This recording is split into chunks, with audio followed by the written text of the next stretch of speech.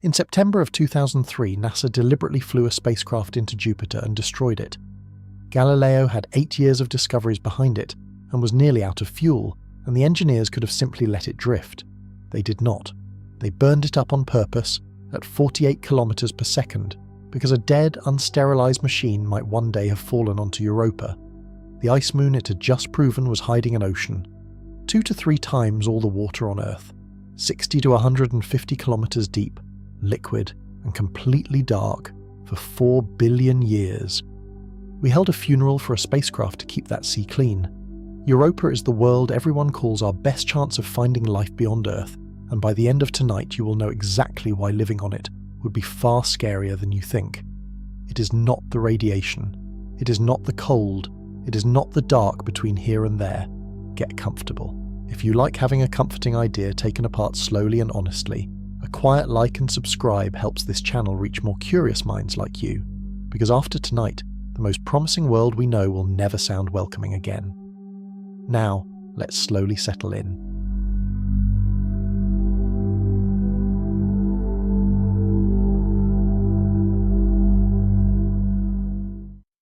There is a sea in our solar system that has never seen the sun, not once, not at dawn, not at noon, not through clouds, not through storms, because it has no dawns and no storms and no sky.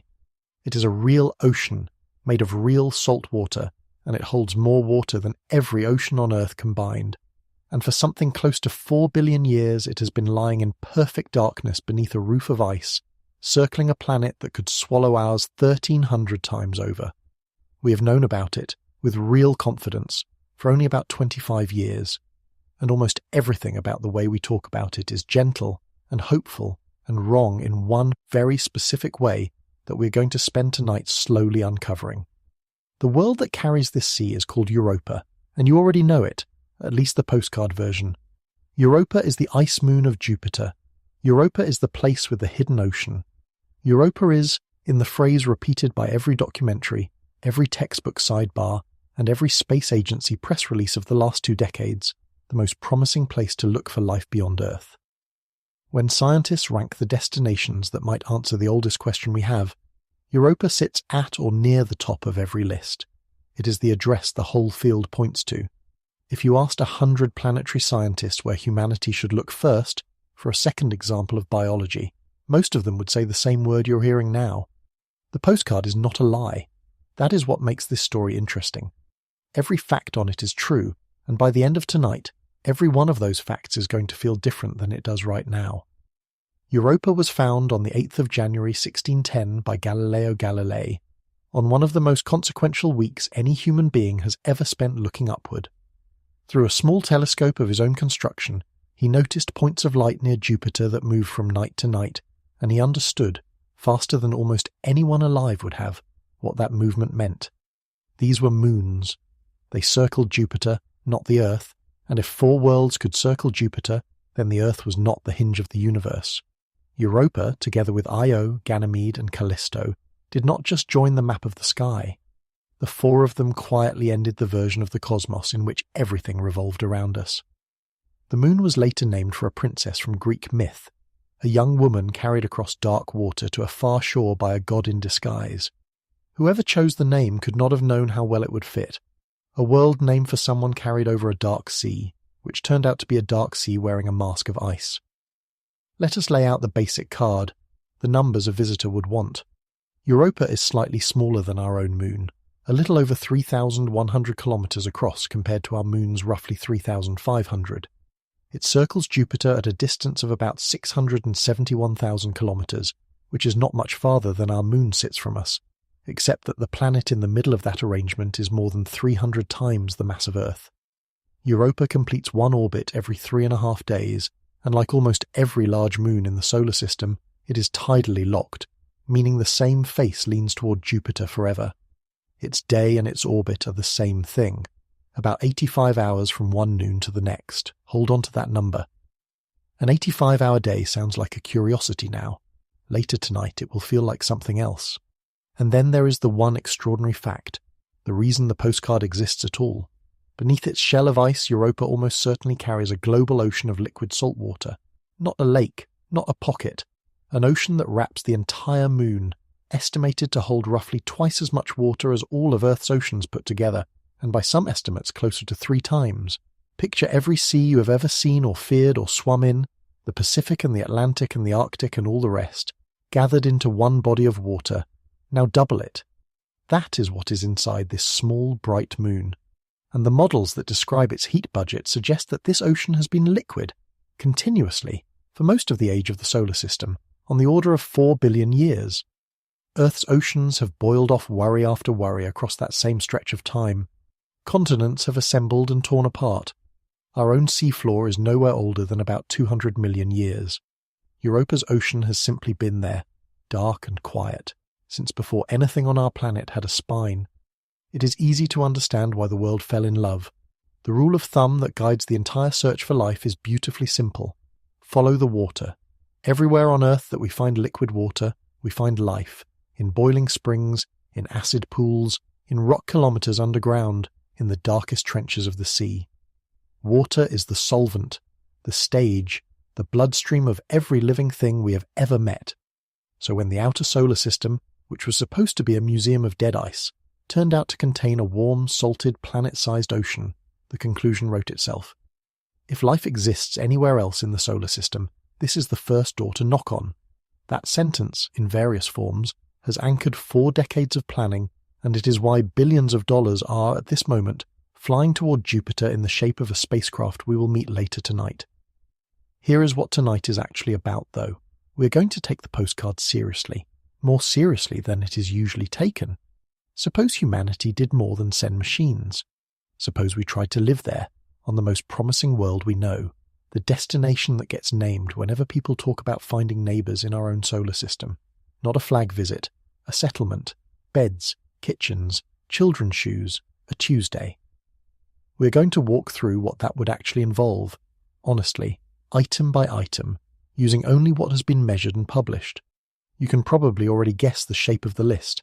The radiation is terrible. That is true, and we will measure exactly how terrible.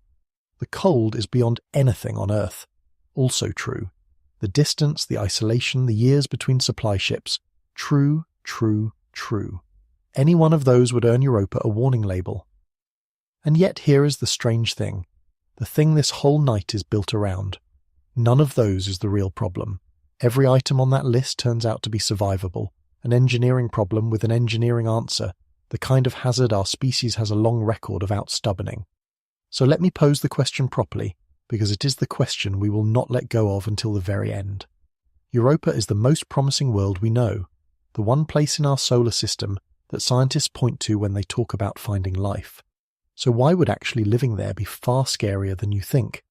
By the end of tonight, you will have the answer, plainly and completely, and I will tell you now, it is not the radiation, it is not the cold, and it is not the loneliness. It is not anything on the list you just heard. The real answer is quieter than all of those, and it was hiding in the postcard the entire time. The story of how we even learned there was something to be scared of begins in 1979, when the 2 Voyager spacecraft swept through the Jupiter system and sent back the first close photographs of Europa's face. Scientists had expected another battered grey moon, another museum piece stamped with 4 billion years of craters, like our own moon, like Callisto, like nearly every old surface in the solar system. What came down instead was one of the strangest images planetary science had ever received. Europa was smooth, smooth like an egg, like a ball of polished ivory, and across that smoothness ran thousands of dark lines, crossing and recrossing, some of them stretching farther than the distance from New York to Los Angeles. One scientist compared it to a cracked billiard ball. Others thought of a frozen pond scored by skates, or a ball of string, or a scribbled-on egg. Nobody had a confident explanation. But a few researchers looked at those cracks, and at the suspicious absence of craters, and began, very cautiously, to say a dangerous sentence out loud. This surface looks young, and it looks like it is floating on something. That suspicion, born from a handful of grainy photographs, would take 20 more years to confirm, and the confirmation, when it came, would arrive in one of the most elegant pieces of detective work in the history of space science. We will get there. But the suspicion itself tells you something important about this moon. From the very first good look we ever had at Europa, it was already refusing to behave like a dead world. Before we can understand what is truly wrong with living on Europa, though, we have to do something simpler and stranger first. We have to stand on it. We have to feel what a human being would feel, arriving on the ice of the most promising world we know. Because the surface of Europa is beautiful in a way almost nothing else in the solar system is beautiful, and it is hostile in a way that took us decades to fully measure, and the two are so tangled together that you cannot see one without the other. So picture the ship descending. The Postcard is about to become a place. The journey itself is the first honest warning. A ship leaving Earth for Jupiter does not simply point at the bright dot and burn. It follows the slow arithmetic of orbits, borrowing speed from planets along the way, and even with every trick in the book, the crossing takes on the order of 5 to 6 years. The spacecraft currently making this trip left Earth in late 2024 and will not arrive until 2030. And when your ship finally falls into the Jupiter system and lines up on Europa, you discover the second warning. There is no air to catch you. Mars, for all its thin atmosphere, still gives an arriving ship something to brake against, a way to trade heat for speed. Europa gives you nothing. Every landing is a rocket landing, flown all the way down, engines fighting Jupiter's enormous gravity well the entire time. Arriving at Europa costs more fuel, more precision, and more nerve than arriving at Mars. The most promising world we know does not even offer a soft way in. But suppose you make it down. Suppose the engines cut off, and the dust of shattered ice settles in slow motion around your landing legs, and you step out onto the brightest ground in the solar system. Let me put you there properly. You're standing on the ice at the point of Europa that faces Jupiter forever, and it is local noon. The sun is up, and it is wrong. It is a point, not a disk, a brilliant white pinprick 5 times smaller across than the sun you grew up under, so sharp it looks like a hole punched in the sky. It gives light, hard, clean, shadow-cutting light, but you can feel with your eyes that it gives almost no heat. Above you, and this is the part no photograph prepares you for, hangs Jupiter. It does not rise, it does not set. It is simply there, fixed in the same place in the sky as it has been for millions of years, a banded, slowly churning ceiling 24 times the width of a full moon. You can see storms in it. You can see the great red spot crawl. You cast 2 shadows on the ice, one crisp and blue-edged from the pinprick sun, one soft and amber from the planet light. There is no sound, none at all, because there is no air to carry any. The thermometer on your wrist reads 160 degrees below zero, and as you watch, the sun drifts toward Jupiter's edge, touches it, and begins to disappear. The ice dims. For a moment, Jupiter's rim lights up in a thin ring of sunset red. The light of every sunrise and sunset on that side of the planet bent through its atmosphere at once. Then the ring fades, and you're standing in the planet's shadow, in a darkness lit only by the pale glow of auroras crowning the world that owns you. That eclipse happens every single orbit. For up to about 3 hours out of every 85, Jupiter swallows the sun, and Europa goes dark. The settlers would not even look up. It would be as ordinary as an afternoon. Now let us take the measurements one by one, because each of them rewrites a habit your body has never questioned. Start with the light. Jupiter orbits a little over 5 times farther from the sun than Earth does, and light thins out with the square of distance, so Europa at noon receives roughly 1/25 of the sunlight Earth enjoys. In raw numbers, that is around 50 watts falling on each square metre of ice, compared to more than 1,300 at the top of Earth's atmosphere. To be clear, that is still real daylight. The sun seen from Europa is thousands of times brighter than a full moon over Earth. You could read by it, walk by it, work by it. But it is a wintry, heatless brightness, the light of a lamp in a cold room, and for anyone hoping to farm energy from it, it is thin gruel. Solar panels are not impossible at Jupiter. The spacecraft on its way there right now flies the largest solar wings ever sent on a planetary mission, precisely because the light is so weak. But a settlement betting its heaters on that pale sun would be making a brave bet indeed. Then there is the day itself. 85 hours, noon to noon. Roughly 42 hours of that dim, sharp daylight, followed by roughly 42 hours of night, with Jupiter glowing overhead through both. The human body, meanwhile, runs an internal clock that free runs at just over 24 hours. Left in darkness, people settle naturally into a rhythm of about 24 hours and 12 minutes. There is no arrangement of naps that reconciles a 24-hour animal with an 85-hour world. Settlers would not even try. They would live on artificial Earth time under artificial Earth light, and the actual day, the real one happening on the surface, would simply proceed overhead without them, unattended, like weather on a planet you have already left. The gravity would greet you the moment you step down. Europa pulls at a little over 13% of Earth's gravity, slightly weaker than our own moon's pull. Your suit, your tools, your own bones would weigh about an eighth of what they should. Every astronaut who has walked on our moon described the strange bounding gait you adopt, half walk, half slow-motion skip. On Europa you would move the same way, over ground glittering like crushed glass. And here is the honest scientific admission underneath the charm of a low gravity. Nobody knows what living in it does to a human body over years. We know what zero gravity does, from stations in Earth orbit, and it is not good. Bones thin, muscles waste, fluid drifts into the skull, eyesight changes. We have exactly no data on 1/8 gravity sustained for a decade.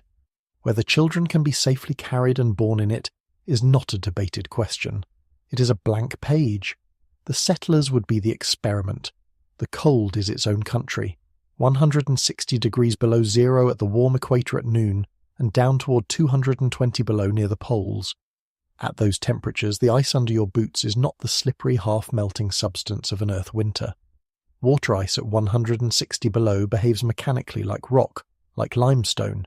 It does not squeak or give. Steel tools grow brittle, rubber shatters like porcelain. Every machine that has to touch the outside world, every hinge and seal and cable, has to be designed the way you would design for the inside of a laboratory freezer, except the freezer is a world, and it never defrosts, and the repair depot is 800 million kilometers away. And there is no air, not in any sense your lungs would recognize. Europa technically has an atmosphere, and the word technically is doing heroic work in that sentence. It is a whisper of oxygen about 100 billion times thinner than what you're breathing right now, detected by the Hubble Space Telescope in 1995. And it is not the exhalation of anything alive. That oxygen exists because radiation splits water molecules in the ice, and the lightweight hydrogen leaks away to space, leaving oxygen behind, a chemistry of damage, not of breath. A single settlement habitat would hold more air in its rooms than the entire moon holds above its surface. Step outside unprotected and you would be in a hard vacuum, with everything that implies, and the implication is measured in seconds. Stand back from all of that for a moment, though, and be fair to the place, because the postcard was not wrong about the beauty. The ground beneath you reflects nearly 2/3 of the light that touches it. Europa is one of the most reflective worlds in the solar system, brighter than fresh snow, because its surface is geologically young ice, constantly renewed. The sky above you holds the largest planet there is, fixed like a painting that moves. Every 85 hours the world stages a 3-hour eclipse with a ring of red fire as the opening act. There are places on that ice where you could stand and see Io, a world of active volcanoes, and Ganymede, a moon bigger than the planet Mercury, sliding through the black in the middle distance. Nothing on Earth looks like any of this. A settler could love it. Some of them surely would. But notice what your body has been telling you through this entire walk. The light is beautiful and will not warm you. The ice is beautiful and will not soften. The planet overhead is beautiful and will not move. The silence is beautiful, and it is the silence of a place with no air in it. Every single beautiful thing on the surface of Europa comes fastened to the same quiet clause. Nothing here is for you. Earth's deserts and ice caps are indifferent too, but they are indifferent within an envelope built by 4 billion years of life. Even Antarctica gives you air to breathe and a pressure your blood agrees with. Europa offers no envelope at all. It is a place where every comfort is imported and every error is structural. And yet, if you have been keeping score, nothing I have described so far is disqualifying. Cold can be insulated against. Vacuum can be sealed out. Low gravity can be studied, managed, perhaps endured. Dim light can be replaced with reactors and lamps. All of it is hard, and none of it is fatal to the idea. If the surface conditions were the whole story, Europa would simply be a more expensive moon base, a distant cousin of outposts we already know how to imagine. They are not the whole story. Because there is something on Europa that I have carefully not mentioned yet, something invisible that would kill an unprotected visitor faster than the vacuum, faster than the cold, faster than anything your instincts are calibrated for. You cannot see it, you cannot feel it, and standing at that beautiful noon with your two shadows, it was already passing through you. Look up past Jupiter's storms, at the empty space between the planet and your upturned face. It is not empty. It has never been empty. And the next part of tonight is about what fills it. Jupiter is not just a planet. It is an electrical machine the size of a small star's ambition, and Europa lives inside its wiring. To understand what would actually kill a careless settler first, you have to understand the machine, so let us build it piece by piece, calmly, because the numbers involved are the kind that reward slow attention. Start with the magnetic field. Jupiter generates the strongest planetary magnetic field in the solar system, roughly 20,000 times stronger than Earth's field at the planet itself. That field inflates a protective bubble, a magnetosphere, so large that it defeats intuition. If Jupiter's magnetosphere glowed in visible light, an observer on Earth would see it in the night sky as an object several times the width of the full moon, hanging there, wrapped around a planet that is itself just a bright dot to the naked eye. It is, by volume, the largest continuous structure in the solar system aside from the Sun's own magnetic domain. Earth's magnetic field is a cottage. Jupiter's is a weather system built of magnetism, and it does not protect Europa. It imprisons it.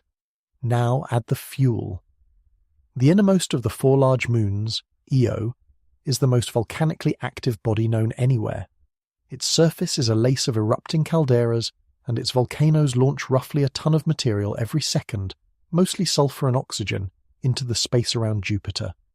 That might sound like a modest amount for something so large, but it never stops, century after century, and Jupiter's magnetic field collects it all. The planet rotates once every 10 hours, fast enough that its magnetic field drags this haze of charged particles around, with it like water in a spun bucket, accelerating ions and electrons to ferocious energies.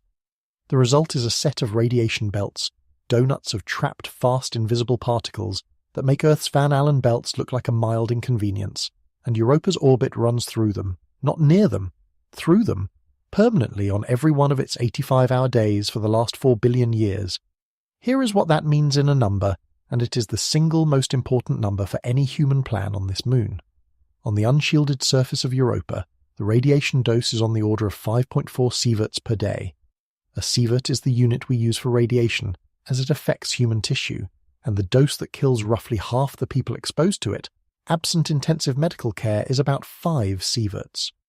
Read those two figures together and the conclusion states itself. A person standing on Europa's surface in an ordinary spacesuit would absorb a coin-flip lethal dose of radiation in roughly 1 day, not in a solar storm, not during a flare. On a normal, quiet, beautiful Tuesday, under that fixed and gorgeous Jupiter, the sky would be quietly ending you at a rate your senses could not register at all. Let me contextualize that dose, because raw sieverts slide off the mind. 5 sieverts in a day is roughly the radiation of 2,000 chest CT scans, compressed into 24 hours. It is about 10,000 times the daily dose absorbed by an astronaut on the International Space Station, and station astronauts are already our species' designated radiation professionals, monitored for life. The old handbook worry about a Mars trip is the slow accumulation of about 1 sievert over 3 years, and mission planners lose sleep over that. Europa delivers 5 times that much between one breakfast and the next. We learned how serious Jupiter is about this the very first time we visited. In 1973 and 74, Pioneer 10 and Pioneer 11, the first spacecraft ever to reach the outer solar system, swung past Jupiter and flew, essentially blind, into the radiation belts. Both machines came out the other side wounded. Instruments returned garbled and false readings. Circuits were permanently damaged. The mission teams watched their spacecraft get bruised in real time by something no camera could photograph. Engineers redesigned every Jupiter mission since around that experience. The Galileo orbiter carried hardened electronics. The current flagship on its way there keeps its brain inside a metal vault with walls about 9 millimeters thick, aluminum and zinc, a strongbox whose only valuables are circuit boards. And even with the vault, mission designers refused to leave the spacecraft parked at Europa.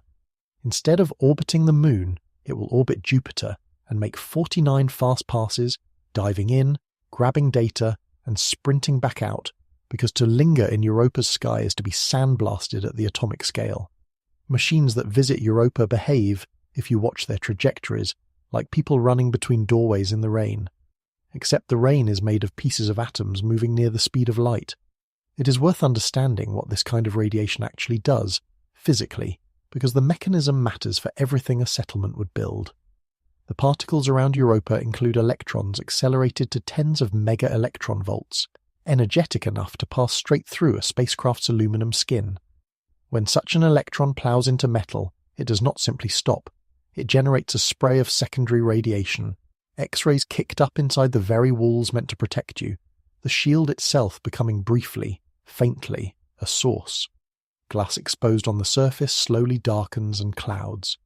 Plastics grow brittle and yellow, solar cells degrade pass by pass. Camera sensors accumulate speckles of permanent damage like scars. Electronics not sheltered in vaults accumulate errors, first correctable, then not. Nothing dramatic ever appears to happen, and that is the point. The sky of Europa does its work without weather, without sound, without any of the theatre our brains use to recognize danger.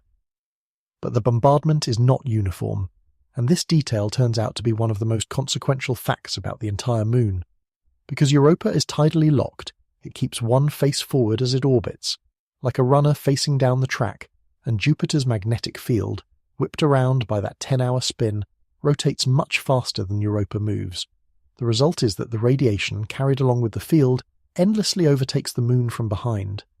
Europa's trailing hemisphere, its back, takes the brunt of the storm, while the leading hemisphere, the face aimed in the direction of travel, is comparatively sheltered. The equator of the trailing side is the worst address on the Moon. The high latitudes of the leading side are the mildest. There is, in other words, a radiation geography, an invisible map of better and worse neighbourhoods drawn across the ice, and nothing about it is subtle. The difference between the harshest and gentlest regions is enormous. Every plan for a lander, a base, or a colony begins with that map.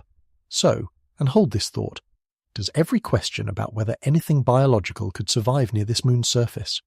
On Europa, even the possibility of life has to check the neighbourhood first. There is even weather in this invisible storm of a kind. Jupiter's charged particles concentrate in a rippling sheet, aligned with the planet's magnetic equator, and because the magnetic field is tilted with respect to the planet's spin, that sheet flaps past Europa twice in every 10-hour Jovian rotation.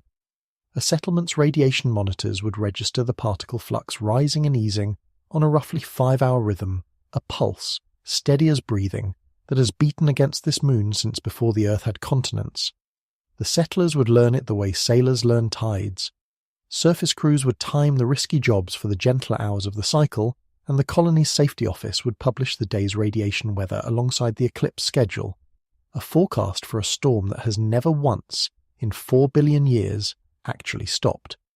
The radiation also does something stranger than destruction. It creates. Every energetic particle that slams into the ice shatters water molecules, and the fragments recombine into new chemistry. Hydrogen peroxide, detectable in the surface at concentrations around 0.1%, and molecular oxygen, locked into the frozen crust. Over millions of years, Jupiter's rain of particles has been slowly turning Europa's surface into a factory for oxidants, the chemically hungry substances that, on Earth, living things use to burn their fuel. The trailing hemisphere, chemically sunburned, wears the evidence as a discoloration you can see from space. Remember this oxidant factory. It looks like a fun fact now.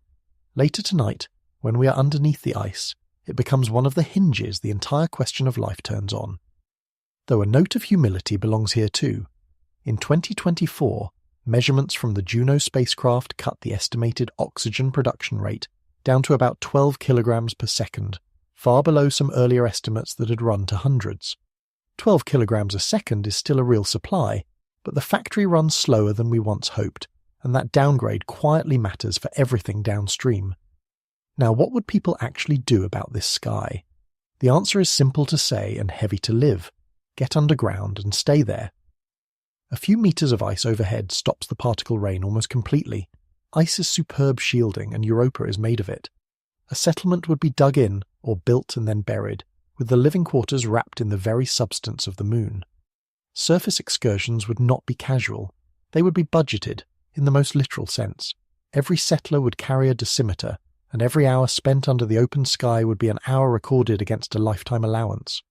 A surface walk would be a spending decision. The colony physician would review your radiation ledger the way a banker reviews a loan. Some settlers, the drivers and riggers and repair crews, would burn through their allowance in a few working years and then never go outside again, finishing their lives entirely within lamplit corridors of ice, a few meters, and an entire world away from that fixed, churning, magnificent planet in the sky.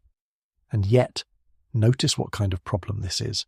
It is terrible, but it is arithmetic. Shield thickness, exposure hours, dose limits. Engineering problems have engineering answers, and burial is an answer, ancient and reliable. Humans have lived in worse relationships with their environments than a strict indoor policy. The sky of Europa kills fast, but it kills honestly, by rules that never change and never surprise, and rules like that can be built against. If the deadliest thing about Europa were its radiation, the scariest sentence tonight would already be behind us, and I promised you it is not. Because the sky is only the first killer, and it is the simple one. The second is stranger. You've been standing this whole time on the thing everyone calls the surface of Europa, the solid ground, the place where the postcard says humanity will one day build. It is time to look down at that bright ice under your boots and learn the truth about it, which is this. On Europa, the ground is lying to you. Every old surface in the solar system keeps a diary, and the diary is written in craters. Space is not empty. It is a slow hail of rock, and any world that stands still long enough gets written on. Our moon has been hit so many times that its face is nothing but overlapping scars, some 4 billion years old, a complete archive of everything that ever struck it. Callisto, Europa's outermost sibling, is the same. Crater on crater on crater. Saturation, a surface so old it has literally run out of room to be hit somewhere new. That is what normal looks like. That is what a moon's face is supposed to be. Now count Europa's craters. Across an entire world, a surface area bigger than Africa, scientists have catalogued only a few dozen impact craters larger than 5 kilometers. The largest, a bright red scar named Pwill, is about 26 kilometers across, and its splash of ejected ice streaks more than 1,000 kilometers over the surrounding terrain, brilliant and fresh, like a dropped plate on a clean floor. A few dozen craters where the neighbours carry thousands. When researchers run the arithmetic, using the known rate at which comets and asteroids strike the Jupiter system, the answer comes out somewhere between 40 and 90 million years. That is the average age of Europa's face. The moon itself is 4.5 billion years old, which means that more than 98% of Europa's history has been erased. Everything that happened on that surface for the first 4 billion years, every crater, every scar, every record is gone, wiped, resurfaced. We are looking at fresh paint on an ancient house, and nowhere on the moon can we find the brush. Whatever does the erasing is still at work, and once you start reading the surface with that in mind, the evidence of motion is everywhere, hiding in plain sight in every photograph. The most famous features are the lines, the lineae, the cracks that gave Voyager's scientists their cracked billiard ball. Up close, they resolve into something stranger. Double ridges, twin walls of ice running side by side with a valley between them, some only a few hundred meters tall but stretching for thousands of kilometers. One fault system, Astipelea Linea, runs about as far as California's San Andreas Fault. Imagine a crack that starts in Los Angeles and ends near the Oregon border, made of ice, on a moon smaller than our own. And the ridges cross each other, hundreds of generations of them, new cutting across old, a lattice of healed wounds recording millions of years of the same event repeating, the ground opening, working, and sealing again. Some of those cracks curve in a way that, when it was finally understood, gave the game away completely. Across Europa's high latitudes run chains of connected arcs, scalloped curves linked end to end like a signature scrawled across the ice, features found nowhere else in the solar system. They are called cycloids, and in 1999 a group of researchers led by Gregory Hopper showed exactly how they form. A crack begins to grow in the ice, but the stress field driving it is not fixed, because the stress comes from Jupiter's tides, and the direction of that pull rotates as Europa moves through its 85-hour orbit. So the crack curves as it grows, steered by the turning tide, until the stress drops too low and it stalls. Next orbit, the stress returns, and the crack sets off again at a fresh angle, a new arc. Each scallop in a cycloid is one Europan day's work. You can stand on that ice and read the arcs like tree rings, except tree rings record years of quiet growth, and these record the daily flexing of a world. Because that is the engine under everything, the tide. Europa's orbit is very slightly out of round, kept that way forever by an elegant piece of celestial clockwork called the Laplace resonance. For every one orbit Ganymede completes, Europa completes exactly 2, and Io exactly 4, a 1-2-4 gear train that has been locked for billions of years. Each time the moons line up, their gravity tugs Europa's orbit a little out of circular, and Jupiter's tides try to pull it round again, and the compromise is a permanent forced eccentricity of about 1%. 1% does not sound like much, but Jupiter is 318 times the mass of Earth, and at that scale a 1% breathing of distance means the tidal grip on Europa tightens and relaxes, every single orbit kneading the moon like a ball of dough that is never allowed to rest. The ice shell answers. Over the course of each 85-hour day, the surface of Europa rises and falls by roughly 30 meters. For comparison, the solid body of the Earth, the actual rock under your feet right now, flexes by less than half a meter under our moon's pull, and you have never once felt it. Europa's ground breathes about 60 times harder than Earth's, every day, forever. Let me put you back on the ice, because this deserves to be felt rather than stated. You're standing on a bright plain on the leading hemisphere, and the instruments in your boots are talking to your helmet. Nothing you can see is moving. The horizon is knife-sharp and still. Jupiter hangs in its fixed place. Your 2 shadows lie quietly on the ice. But the numbers scrolling up your visor say the plane you are standing on is rising. Not shaking, rising. The whole landscape, everything out to the horizon and far beyond it, lifting together a few meters every hour as smoothly as a slow breath. Over the next day and a half, the ground beneath you will come up perhaps 30 meters, the height of a 10-story building, and then settle back down, and no crack will open under your boots and no rumble will reach you through the vacuum because there is no air to carry a rumble. But kneel and press your gloved hand flat against the surface and hold it there. The ice is not silent. Through your palm, up the bones of your arm, comes a deep, irregular ticking, a groan too low to be called sound, the report of stressed ice giving way somewhere far off, conducted through the body of the moon itself. Sailors on old wooden ships knew this feeling, the hull working in a heavy sea, the structure talking under load. That is what Europa's ground is, not a floor, a hull. The groaning has a name, ice quakes. Models of the tidal stress predict that Europa is seismically restless on a daily rhythm, with the cracking concentrated at the points in each orbit when the tension peaks. A seismometer network on that surface would never have a quiet week. The colony's children would grow up with the sounds of the shell working through the walls, the way children in old houses grow up with beams settling at night, and the colony's engineers would design every foundation, every corridor, every buried tank around the certainty that the ground plans to keep moving. And in some places the ground has done far more than grown. Scattered across Europa are regions the map makers, with scientific understatement, call chaos terrain, and the name undersells it. In a region called Connemara chaos, the ordered lattice of ridges simply shatters. The surface is broken into rafts, city-sized slabs of ice, tilted, rotated, and drifted out of place, frozen back into a matrix of jumbled rubble. And here is the detail that made planetary scientists sit up. The rafts fit back together. Like puzzle pieces slid across a table, you can take the photographs, cut out the slabs, and visually reassemble them into their original positions. The conclusion is as plain as it is unsettling. At some point recently by geological standards, this piece of Europa's solid surface stopped being solid. The rafts floated apart on something mobile underneath, drifted, spun, and then were locked back in as it refroze beneath them. Roughly a quarter of the mapped surface shows some version of this. In 2011, a team led by Brittany Schmidt proposed that chaos regions form above shallow lakes trapped within the ice itself. Lens-shaped bodies of liquid water, some holding as much water as all of North America's Great Lakes combined, sitting perhaps only 3 kilometers below the surface, melting the underside of the crust until it founders. 3 kilometers is nothing. That is a morning's drive.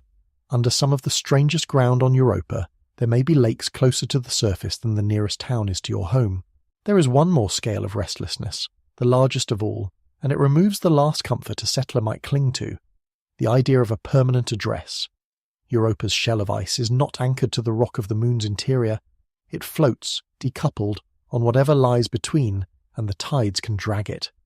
Careful mapping of ancient crack patterns shows stress signatures consistent with the entire shell rotating slightly faster than the interior, slipping around the moon over some tens of thousands to a few million years, so that, given time, every point on the surface migrates. And in 2008, a study led by Paul Schenk found enormous arc-shaped depressions, whose geometry matches something even grander. True polar wonder, the whole shell having torn loose at some point and slid by roughly 80 degrees, terrain that once sat at the poles now resting near the equator. Nothing on Earth prepares intuition for that. It is as if Antarctica were discovered sitting in the tropics, with the scars of the journey still visible around it. So gather the readings from this part of the night, because together they say something no other world we have visited says. The surface erases itself every few tens of millions of years. The cracks record daily flexing 60 times stronger than Earth's. The ground breathes 30 meters. City-sized rafts have floated and refrozen. Whole regions may rest on shallow buried lakes, and the entire skin of the moon slips slowly around the body it covers. On any honest reading, the ground of Europa is not ground at all, not in the sense your feet mean the word. The ground here is not ground. It is a lid, and a lid implies something underneath. We have been circling that something all night, feeling its effects, reading its signature in the cracks, without ever once seeing it. No one has ever seen it. Yet we speak of it now with the same confidence we grant to things we can photograph. So before we go any further down, we owe ourselves the story of how that certainty was earned. How a group of scientists led by a woman in her 70s with a magnetometer proved the existence of an ocean that no human eye and no camera has ever seen. It is one of the finest detective stories in the history of science, and it is the next thing. How do you prove the existence of an ocean you cannot see? Take the problem seriously for a moment as a puzzle, because it is one of the hardest that observational science has ever solved cleanly. The ocean in question lies beneath kilometers of ice, on a moon 800 million kilometers away, around a planet whose radiation destroys the instruments you send. You cannot drill. You cannot land, not yet. You cannot photograph water that has a lid on it. Every line of evidence you can gather from above, the cracks, the missing craters, the drifting rafts of Connemara, is suggestive, and every piece of it, individually, can be explained away. Warm ice can flow without melting. Slush is not a sea. For 20 years after Voyager, that was exactly where the argument stood. A thin ice camp and a thick ice camp, a decade of conference room arguments, and no way to reach the water. The Galileo spacecraft arrived at Jupiter in 1995 carrying, among its instruments, the one that would end the argument, and almost nobody would have guessed which one it was. It was not the camera. It was the magnetometer, the humble instrument that measures magnetic fields, a device with no lens at all, riding on a boom away from the spacecraft's body.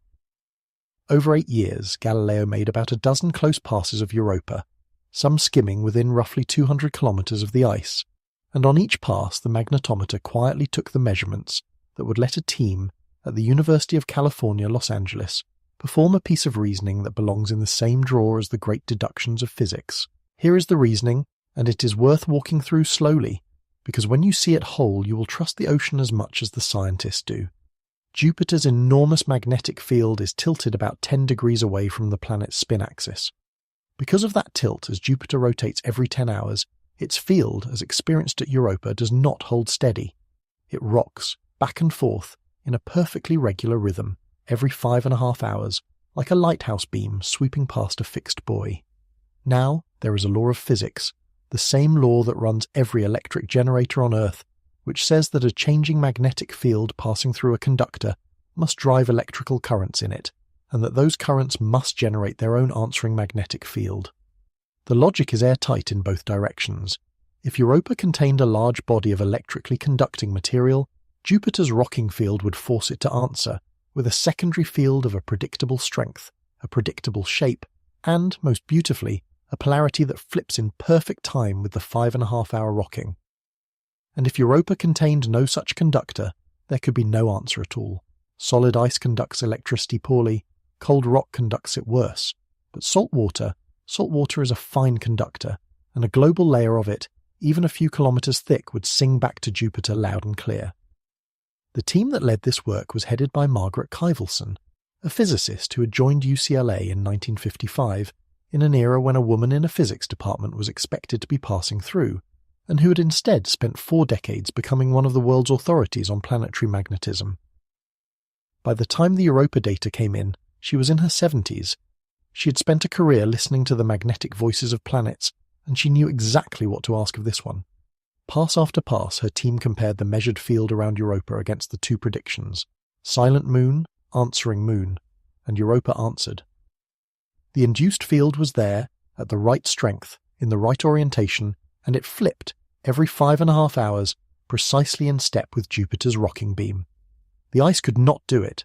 The rock could not do it.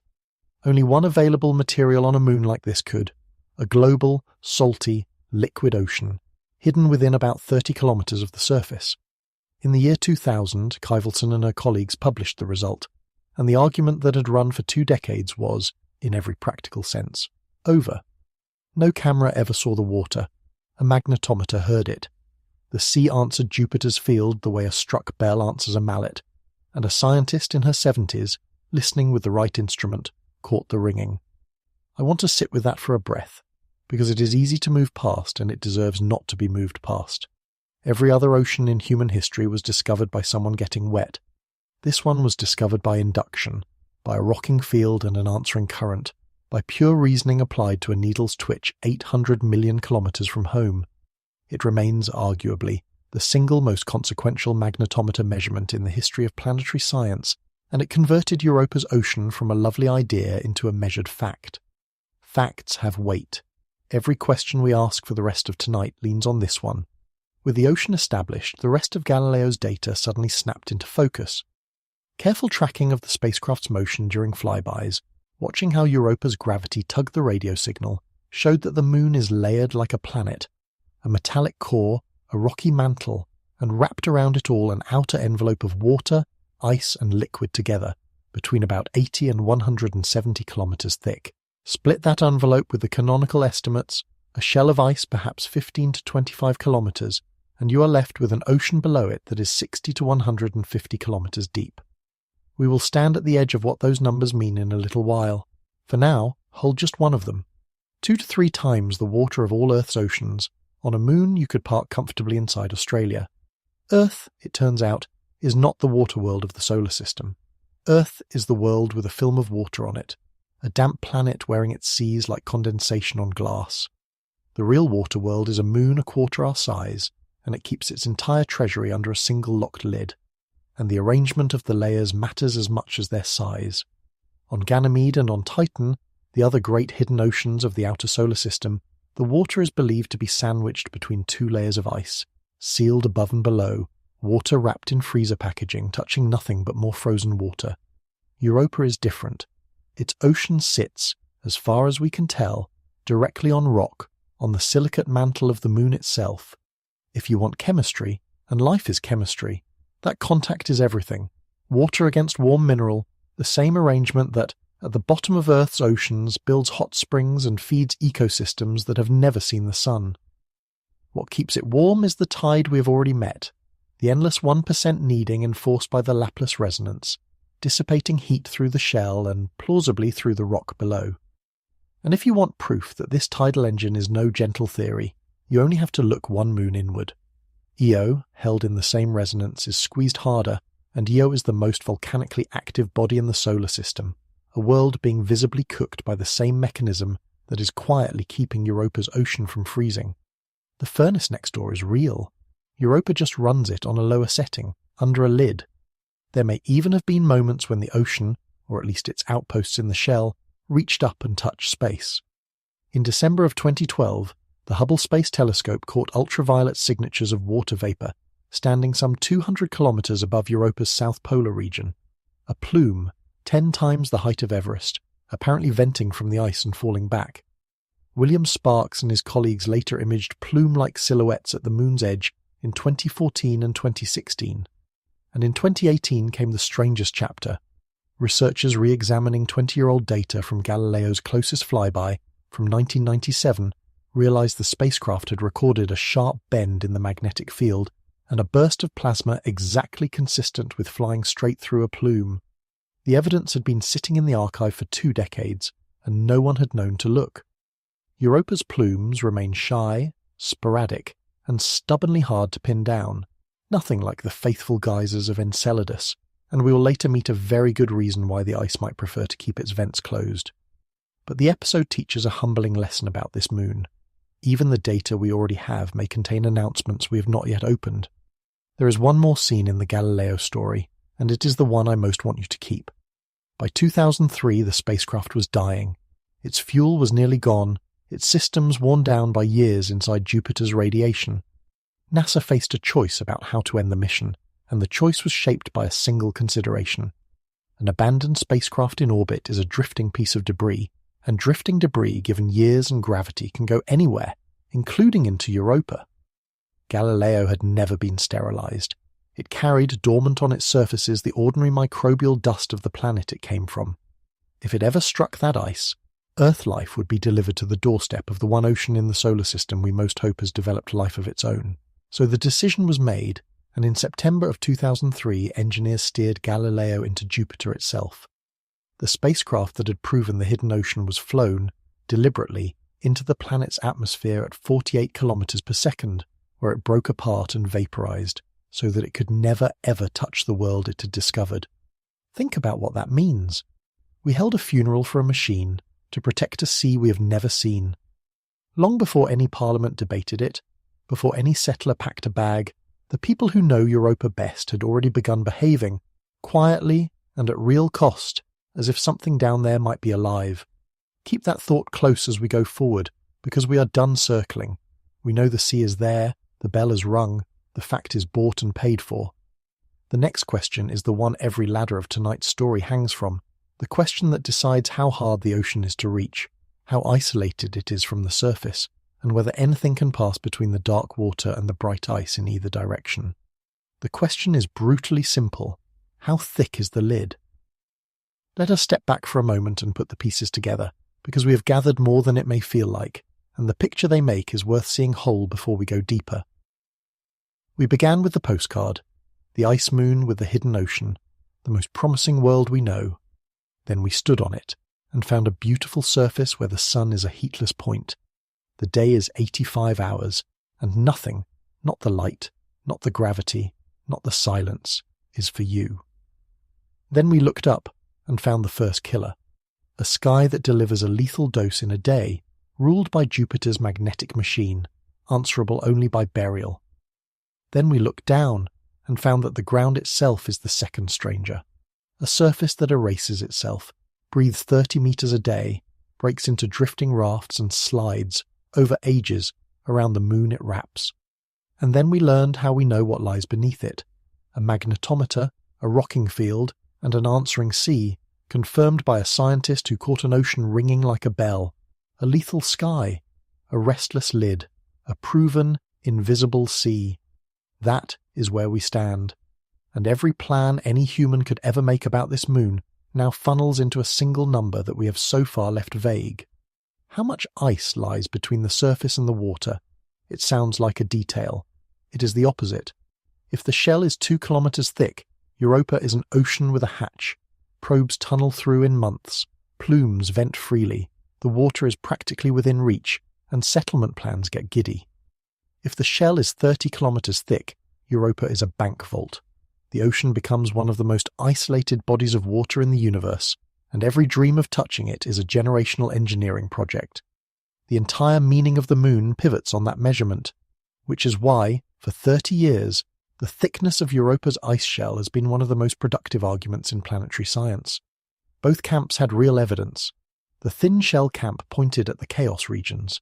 Those puzzle piece rafts look for all the world like breakup over nearly exposed water, and Schmidt's shallow lakes could sit 3 kilometers down. Certain models of the tidal heating also favoured a thin, lively crust. The thick shell camp pointed at the craters, When something large strikes Europa, the shape of the scar depends on how deep the solid ice goes, and the morphology of craters like Puil reads more like a shell of 15 to 25 kilometers. For decades, the honest answer was the range itself, and cartoons of Europa's interior were drawn with a diplomatic, unlabeled shell. Then, in the space of a few months in 2026 this year, the argument moved, and it moved in the direction settlers would not have chosen. First, early in the year, researchers published an analysis of data from Juno, the spacecraft that has been orbiting Jupiter since 2016, and that swept within a few hundred kilometers of Europa in September of 2022.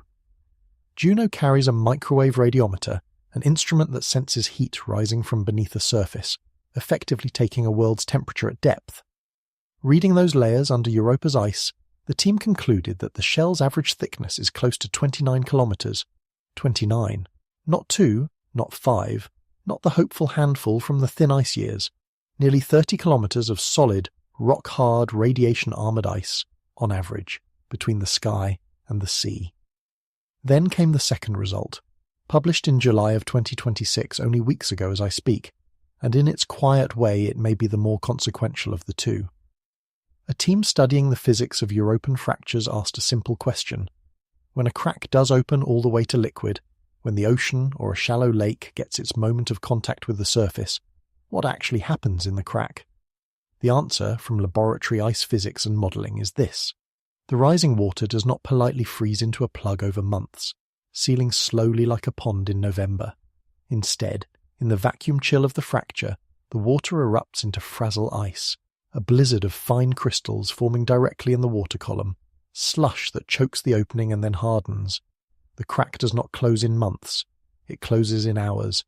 Any window between Europa's ocean and Europa's sky slams shut, by the ocean's own physics, almost as soon as it opens.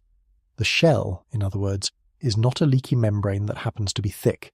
It is a self-sealing barrier. The moon heals its own wounds, fast, and it heals them shut. Sit with what that pair of findings does to the picture. For the scientists, it complicates everything hopeful. Those plumes we met earlier, the 200-kilometer ghosts above the South Pole. If cracks self-seal in hours, then a sustained plume probably is not a pipe from the ocean at all. It is more likely venting from some shallow pocket of melt trapped inside the shell, a puddle in the attic rather than the sea in the basement. A spacecraft that heroically samples a plume may be tasting local ice, melted and refrozen and chemically isolated, rather than the deep water where anything alive would actually live. The one free gift Europa seemed to offer, ocean water delivered to space, no drilling required, may be a gift from the wrong ocean. But notice, and this is the kind of double meaning Europa specializes in, that the same two findings, read from below, are not bad news at all. If you were designing a nursery for life in a radiation-blasted corner of the solar system, you could hardly do better than a 29-kilometer self-sealing lid. That much ice stops Jupiter's particle storm absolutely. Nothing of that lethal sky penetrates more than a couple of meters. It insulates the water against the cold above. It holds the ocean's chemistry in and holds the surface's sterilizing violence out. The very properties that make the shell an obstacle to us make it a fortress for whatever might be beneath. The lid that frustrates the explorers protects the sea. Europa is not hiding its ocean from us in particular. It is simply very, very good at keeping it. One caveat belongs in the record, because the truth is always more textured than the headline. A sealed shell is not an eternally sealed shell. Over long enough spans, ice itself flows. If the lower shell is warm enough, it convects, enormous slow plumes of soft ice rising and sinking through the solid, the way wax turns over in a lava lamp, and that overturning can carry material between the ocean and the upper crust, downward as well as upward, on timescales of 100,000 to a few million years. The surface's own youth, that 40 to 90 million year face, is proof that exchange happens somehow, eventually. So the honest statement is this. The ocean and the surface do talk, but on geological clocks, through walls, slowly, like prisoners tapping pipes in adjacent cells. What the 2026 results closed is the hope of an open door, a standing channel, a place where the sea simply reaches up. There is no door. There is a lid, 29 kilometers of it on average, and it locks itself. 2 footnotes to the lid deserve their place in the record before we use it. The first is that 29 kilometers is an average, and averages hide geography. Models and the same Juno temperature data suggest the shell thins over warm upwellings in the ocean below, the places where rising heat softens the ice from underneath and thickens elsewhere.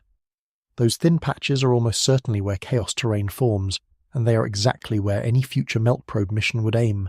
The shortcuts through the lid are marked, conveniently or ominously, by the most broken ground on the moon. The map of the easiest ways down is the same map as the places where the ground has most recently failed.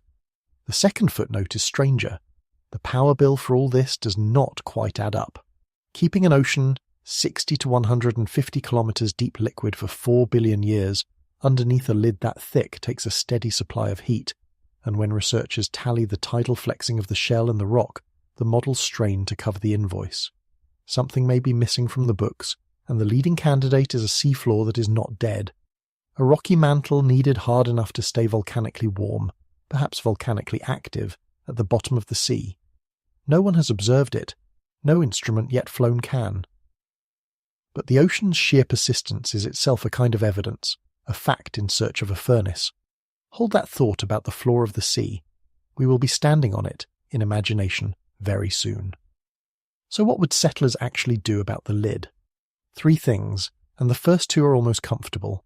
They would bury themselves in it, as we have already seen, because the same ice that seals the ocean in seals the radiation out. The shell is the settlement's fortress too. They would bore into it, because a habitat carved 30 meters down sits at a steady, manageable cold, wrapped in perfect shielding, indifferent to the eclipse cycle and the particle weather above. The shell, for all its restlessness, is superb real estate for anyone content to live in the walls. And third, someday, inevitably, somebody would propose the thing you are already thinking: melt through. Send a probe, a heated cylinder on a spooling tether, down through the 29 kilometers, hours and days and weeks of slow descent through ice that reseals behind it, until the bottom of the shell thins and softens and opens, and the machine hangs in the top of the hidden sea. The engineering for that idea is already being sketched on Earth, tested in Antarctic boreholes, argued over in mission concept studies. It is the obvious next act of the whole Europa story, and every version of human settlement there would live with the knowledge that it is possible. Which brings us finally to the edge of the thing itself. We have spent the whole night above the waterline, and that was deliberate because you cannot feel the weight of what comes next without everything we have stacked so far. An ocean proven by a ringing field, a volume twice all Earth's seas, a floor of rock, a roof of self-healing ice, a history 4 billion years long and lightless from the first hour to this one. Engineering can bury us in the shell, and engineering can, in principle, take us through it. So let us take the trip. Let us go down the borehole through the lid to the place where the ice stops and the water begins, and let us do it slowly because at the bottom of that shaft is the moment this entire night has been descending toward, and I want you to meet it with your eyes open, in the dark. The descent we are about to take has not happened yet. No machine, let alone any person, has passed through Europa's shell. But every element of the journey is already on real drawing boards. The melt probes tested in Antarctic ice, the tether spools, the sterilization protocols, the mission studies with their careful cost tables. When it happens, it will happen more or less like this. So come along. There is room in the imagination for 2. You're in the probe, such as it is, a heated steel cylinder no wider than a doorway, hanging from a tether in a shaft of its own making. Above you, the borehole rises 29 kilometers to a pale coin of sky you lost sight of days ago. The ice around you at the start was blue-white and airy, packed with ancient bubbles, and for the first kilometers it crackled and ticked as the probe's heat touched it. Now, far down, the walls are different. The pressure has squeezed the ice clear, blue-black glass that has forgotten light entirely. Your lamp is the first illumination this ice has experienced in the history of the universe. Behind you, above the probe's heated crown, the meltwater is already refreezing, the shaft quietly sealing itself the way this moon seals everything, and you try not to dwell on that. The descent is slow, meters per hour, and it has been days. Then, in the final kilometer, the character of the ice changes again. It softens. The probe's sensors register warmth, or what passes for warmth here, ice creeping toward its melting point. The walls begin to weep, and then there is no wall beneath the probe at all, only a thinning slush, and the cylinder slides through the underside of the shell and hangs, swaying gently on its tether in open water. You have just left the ice of Europa, and you are now in its sky. Because that is the honest geometry of where you are. The underside of the shell spreads above you like a ceiling of cloud, dim and pale in the lamplight, running unbroken to every horizon, and below your feet there is nothing. Not darkness as a figure of speech. Water, opening downward, farther than any instrument you carry can reach. You switch the main lamp to its widest beam and point it down, and the beam simply leaves, a cone of light tapering into black, touching nothing, reporting nothing, because there is nothing to touch. For a distance your mind keeps refusing to hold, so do the arithmetic instead, slowly, the way we have all night. The average depth of Earth's oceans is 3.7 kilometers. The deepest point in all of Earth's seas, the Challenger Deep, where pressure crushes submarines into folklore, is about 11 kilometers down, and only a handful of human beings have ever visited it. The water below your boots right now goes down 60 kilometers at the shallow estimates. At the deeper ones, 150. Stack Challenger, deep on top of itself 11 times, 12 times, 13, and you still have not reached this ocean's floor. The greatest dive in human history would carry you about 1/10 of the way down. This is not a deeper version of the sea you know.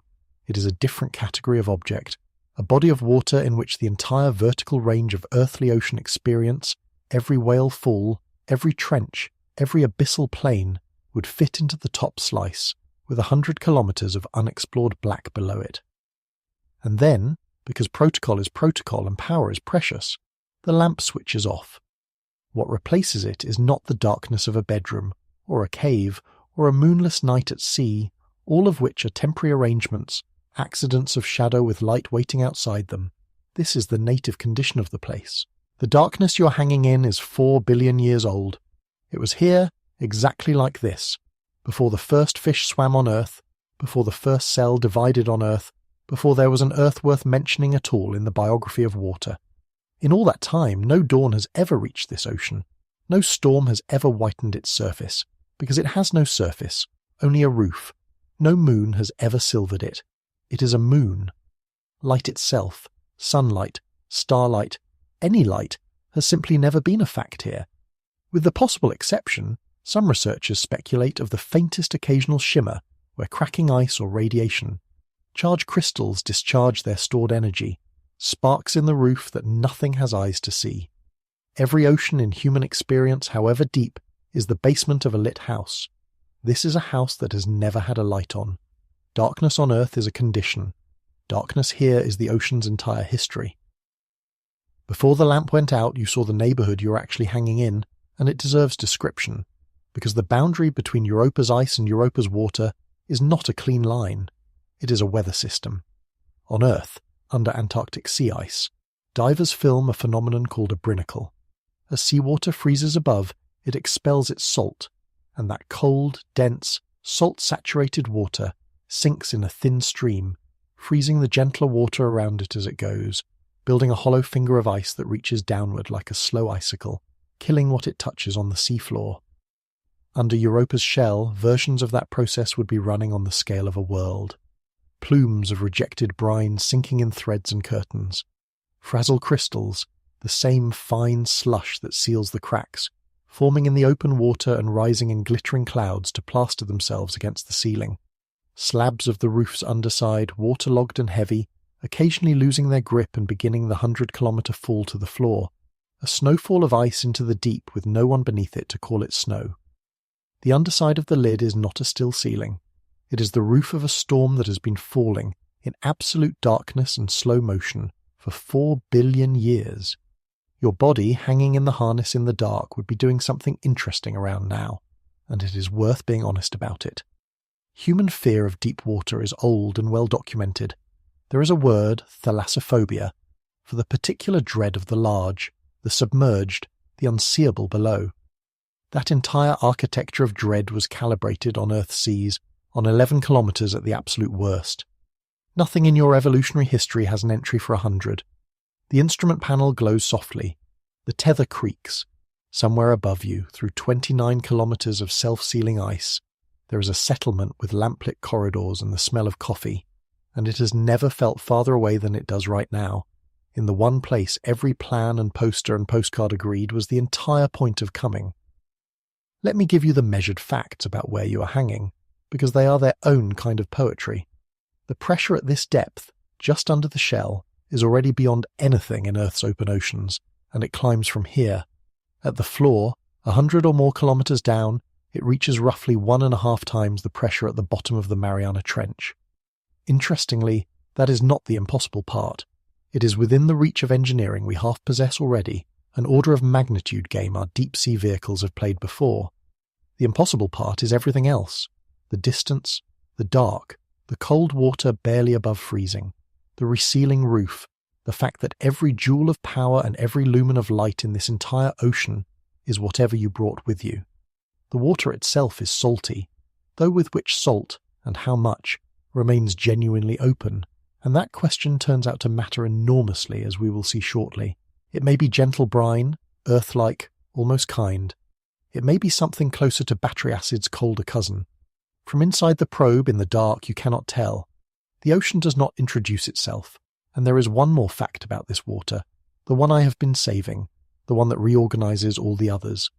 This ocean is not rare because it is large. It is rare because it is old and stable at the same time. Earth's oceans, for all their age, have been boiled by impacts, frozen over in global glaciations, chemically remade again and again. Life here had to survive its home trying repeatedly to kill it. Europa's ocean, wrapped in its shock-absorbing lid, warmed by a tide that never stops, appears to have been continuously liquid, continuously dark and continuously calm in the geological sense, for something approaching the age of the solar system. Stability, duration, water, rock, chemistry. You have just listed the ingredients that every textbook on the origin of life writes on its first page. Which is why, hanging here in the oldest darkness there is, with the lamp off and 100 kilometers of unexamined water below your boots, the question you cannot stop your mind from forming is not about pressure or salt or engineering. It is the sound of your own thought, very quiet in the dark, asking, is anything down there? Take one more measurement before we leave, because it is the one that will follow you back up the shaft. Consider the sheer amount of world below you. Earth's entire inventory of surface water, every ocean, every sea, every ice cap and lake and river and cloud, comes to about 1.4 billion cubic kilometers.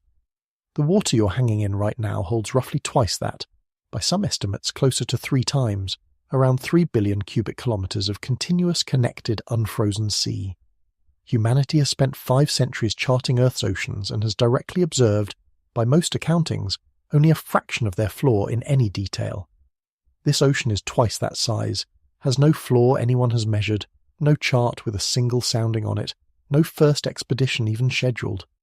If you assembled every drop of water every human being has ever seen, sailed, drunk or drowned in, it would amount to less than half of what is below your boots in this one moment, in this one shaft of borrowed light, under the ice of a moon most people could not point to in the sky. The scale is not a detail of the place. The scale is the place. Turn the lamp back on. Reel up, through the resealing shaft, up the days of blue-black glass and ancient bubbles, back toward the coin of sky.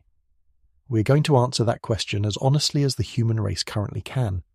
But first, we need to know what kind of water we're asking about, because the chemistry of this sea, what is dissolved in it, what feeds it, what starves it, decides what is even possible in the dark below. A sea that has never seen the sun. When I said those words at the start of tonight, they sounded like a postcard. You have now hung in that sentence with the lamp off. The next question is what such a sea has to offer anything that might want to live in it. Ask a chemist what single fact they would most want to know about Europa's ocean, and the answer is disarmingly homely. Which salt is in it?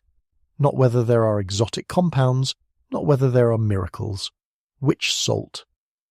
Because that one detail forks the entire story of the sea, and for most of the modern era of Europa science, the evidence pointed somewhere unexpected.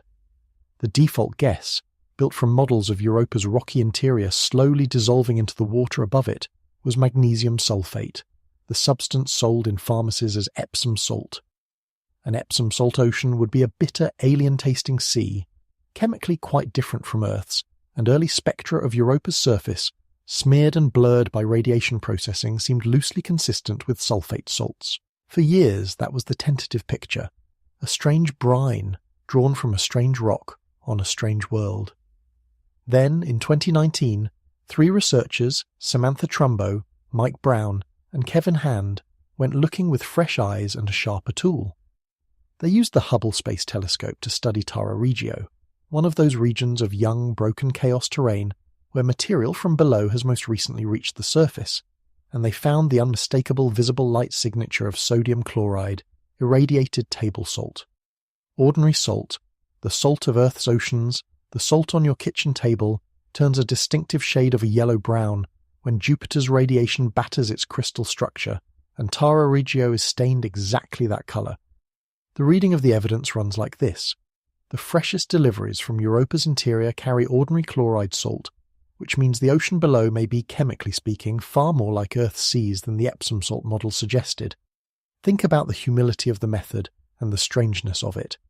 We cannot touch this water, so we read its character from the stains it leaves on its own ceiling, the way you might learn what a sealed house's owners cook by the residue on the kitchen window.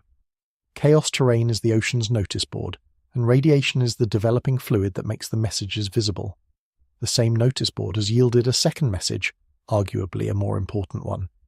In September of 2023, 2 independent teams using the James Webb Space Telescope reported carbon dioxide on Europa's surface, concentrated again in Tara Regio, in the young terrain, and in a form that argues it was not delivered by comets or manufactured by radiation alone. The carbon, the analyses concluded, comes from inside, from the ocean. And carbon is not just another entry in a mineral catalogue. Carbon is the spine of every biological molecule that has ever existed on Earth, every protein, every strand of genetic material, every membrane of every cell. An ocean without carbon is an ocean where our kind of life is simply not on the menu. Europa's ocean has carbon. That does not make it alive. It makes it eligible, and eligible is a word that carries enormous weight when it is attached to 3 billion cubic kilometres of 4 billion-year-old water. Beyond the salt and the carbon, honesty requires admitting how wide the error bars remain. The magnetometer measurements that prove the ocean's existence constrain its electrical conductivity, but conductivity is a blunt instrument for chemistry.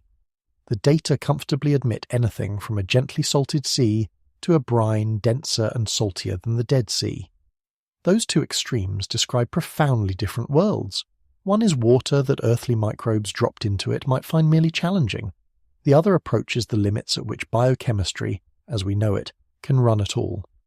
Both are still on the table. So is the question of acidity. Some models, feeding sulfur from the surface into the ocean over geological time, produce a sea leaning toward acid. Others, dominated by rock chemistry below, produce something closer to neutral or alkaline. When I told you, hanging in the dark of the last part, that the ocean does not introduce itself, this is what I meant. We know the sea is there to a certainty. We know what it is like only to within a range that spans roughly from familiar to hostile. Put a drop of it on your tongue, in imagination only, and science cannot yet tell you whether you would taste something like a cold mouthful of the Atlantic, or something bitter and mineral and wrong, or something that would burn. 3 centuries after we learned to read starlight, the flavour of the nearest alien sea is still beyond our instruments. And now we come to the deepest chemical question of all, the one that the whole life discussion in the next part will stand on. What powers this water? On Earth, the answer to that question is overwhelmingly one word: sunlight. Photosynthesis harvests on the order of 100 terawatts, continuously, and nearly every living thing on this planet, including the ones in the dark, eats from that harvest at some remove. Europa's ocean, as we have established at length, has never received a single ray, so its entire energy economy has to run on chemistry, and chemistry needs an imbalance, a pairing of substances that want to react. Nature's recipe for that in the dark has 2 halves. From below, reduced compounds, hydrogen and its relatives, cooked out of warm rock where water meets mantle, the kind of fuels a volcanically restless seafloor would exhale. And remember, the ocean's suspiciously unpaid heating bill hints that such a seafloor may exist. From above, oxidants, the oxygen and hydrogen peroxide that Jupiter's radiation manufactures in the surface ice, the factory we toured in the third part of tonight. Fuel from the basement, oxidizer from the roof. If both deliveries arrive in the same water, the ocean has a working metabolism-shaped economy, chemical energy available for the taking, and the resemblance to the vent ecosystems of Earth's deep oceans stops being poetic and starts being quantitative. But you already see the problem, because we spent an entire part of tonight measuring it. The oxidizer factory is on the wrong side of a 29-kilometre self-sealing lid. The Frazzle result closed the quick route. No open cracks, no steady pipeline from the roof to the water. What remains is the slow route, the conveyor of convecting ice and foundering chaos blocks, delivering surface material downward over 100,000 to a few million years, and the surface's 40 to 90 million year turnover proves the conveyor does run, eventually at some rate. The whole question of the ocean's vigour compresses into that phrase, at some rate. And the honest news from the last few years has trended lean. The 2024 Juno measurements cut the surface oxygen production estimate to about 12 kilograms per second, a fraction of the older, more generous figures. 12 kilograms a second, before the lid takes its enormous cut, is a thin ration for an ocean, with twice the water of Earth's seas. So planetary scientists now hold two candidate Europas in mind, and they cannot yet tell which one is real. In the first, enough oxidant trickles down. The ocean is, at least in places near as, oxygenated. Its chemical economy is rich enough to support metabolisms of real vigour, and, in the most speculative reaches of that scenario, perhaps something more than microbial. In the second, the lid wins. The deliveries are too slow. The ocean is anoxic, reduced, quiet. Its chemistry ticking over at the pace of geology rather than biology, able to sustain, at very best, the sparsest and slowest of living things, and possibly nothing at all. Same moon, same measurements, two different oceans, and the difference between them is the difference between the two endings of tonight's held question. Everything hangs on the traffic through the ice, and the traffic through the ice is precisely the thing our current instruments cannot watch. It is worth pausing to ask what any of this chemistry means for the people upstairs, the settlers we keep imagining, because the answer has a shape you might not expect. In the practical sense, it means almost nothing. No settlement would ever drink from the ocean. The colony's water comes from the shell itself, from bedrock ice, melted and filtered and split by electrolysis into drinking water and breathable oxygen, a supply chain 30 kilometres shorter and infinitely simpler than anything involving the sea. The settlers could live out entire generations without 1 litre of ocean water ever passing through their plumbing. And yet, in every sense that is not practical, the chemistry of the water is the most important fact in their world. It decides whether the science outpost above the ice is guarding a chemical museum or a nursery. It decides whether the settlement's descendants will be remembered as the people who lived beside the discovery of the age or the people who lived on a frozen tomb. It decides the mood of the whole enterprise. Every measurement that comes up from the dark, every sounding, every sample of stained ice from the notice board regions would move through the corridors of that colony the way news of distant wars moves through a port town. Nothing changes at breakfast, and everything changes underneath it. A settlement on Europa would be the first human community whose deepest questions about its own home were permanently unanswered and living directly below the floor. There is one more feature of this water worth carrying with us, because it reshapes how you should picture the sea in your mind. Europa's ocean is probably not still. Modelling of a deep, salty, tidally heated ocean inside a rotating moon produces circulation, currents, organised flows, possibly banded jets arranged in stripes, a slow, dark mirror of the banded weather of Jupiter overhead. The ocean would carry its heat from the equator toward the poles, and where the warm currents run, the underside of the shell would thin, and where the water stalls and chills, the ice would thicken. If that picture is right, then the map of Europa's surface, the chaos regions, the thin patches, the broken ground, is partly a map of the weather in the sea below. The ocean writes its climate onto its own ceiling.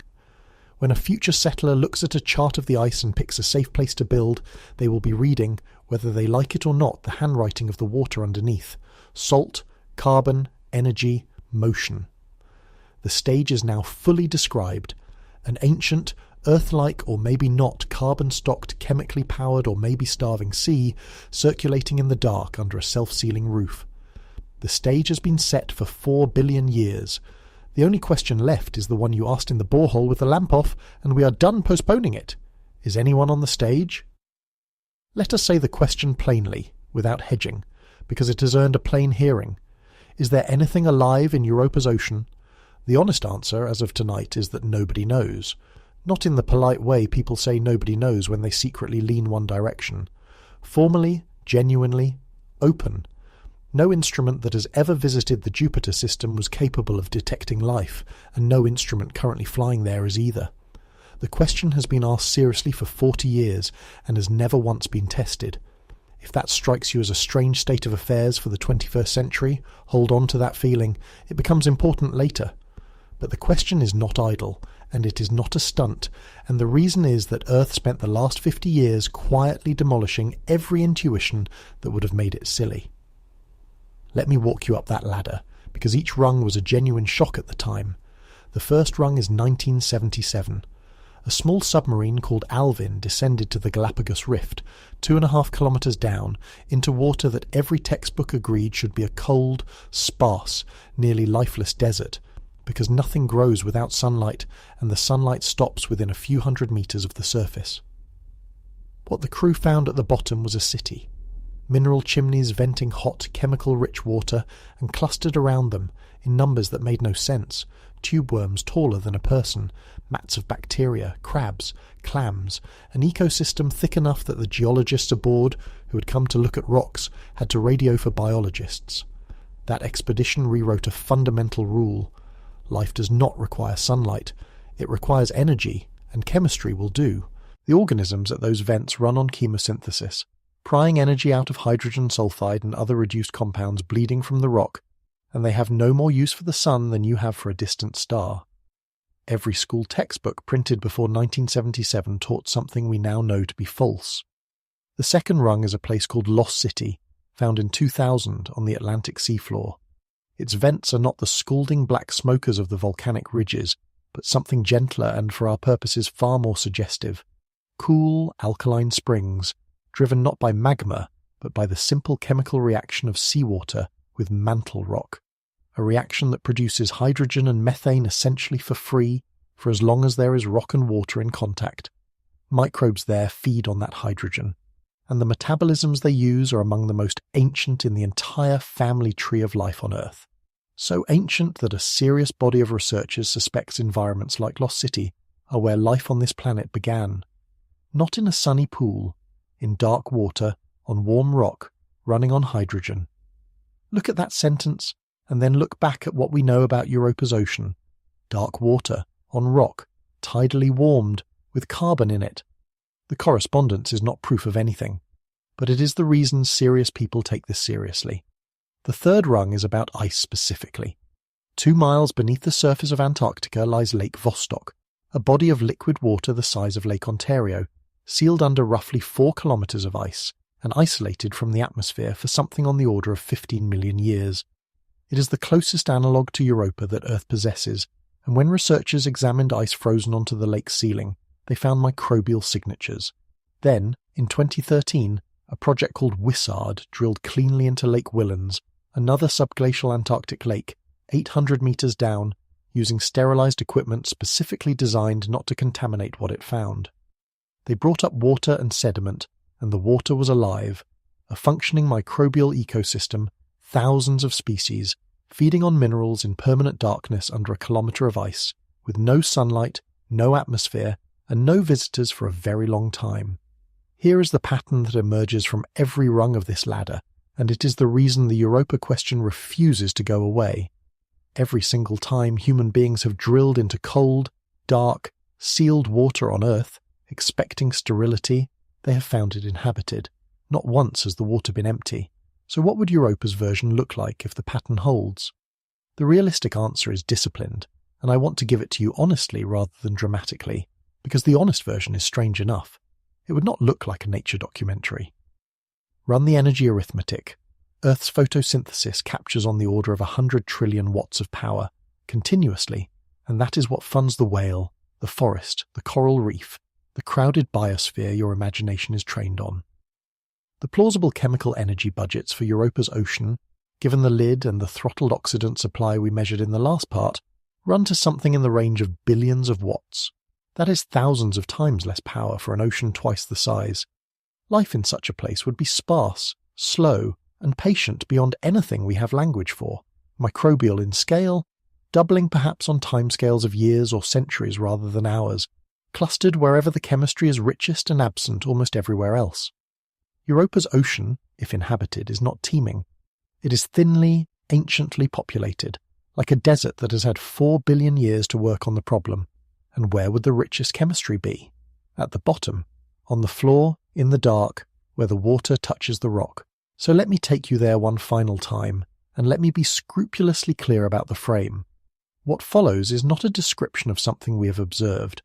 It is a description of what the leading models predict would exist if Europa's seafloor is geologically active in the way Earth's is, and if the pattern that has held on Earth holds there too. That is 2 ifs, and neither has been tested. With that said, imagine the floor. You're 100 kilometers below the ice now, at the bottom of the sea, in a pressure that would fold a submarine and a darkness that has never been interrupted. The rock beneath you is warm. Somewhere nearby, water that seeped into fractures in the mantle is returning, heated and loaded with dissolved minerals, and where it meets the near-freezing brine it precipitates its cargo into towers, chimneys of pale mineral rising from the floor like the pipes of a drowned organ, some of them the height of buildings, some of them centuries old, some of them collapsing slowly into ruin beside the ones still growing.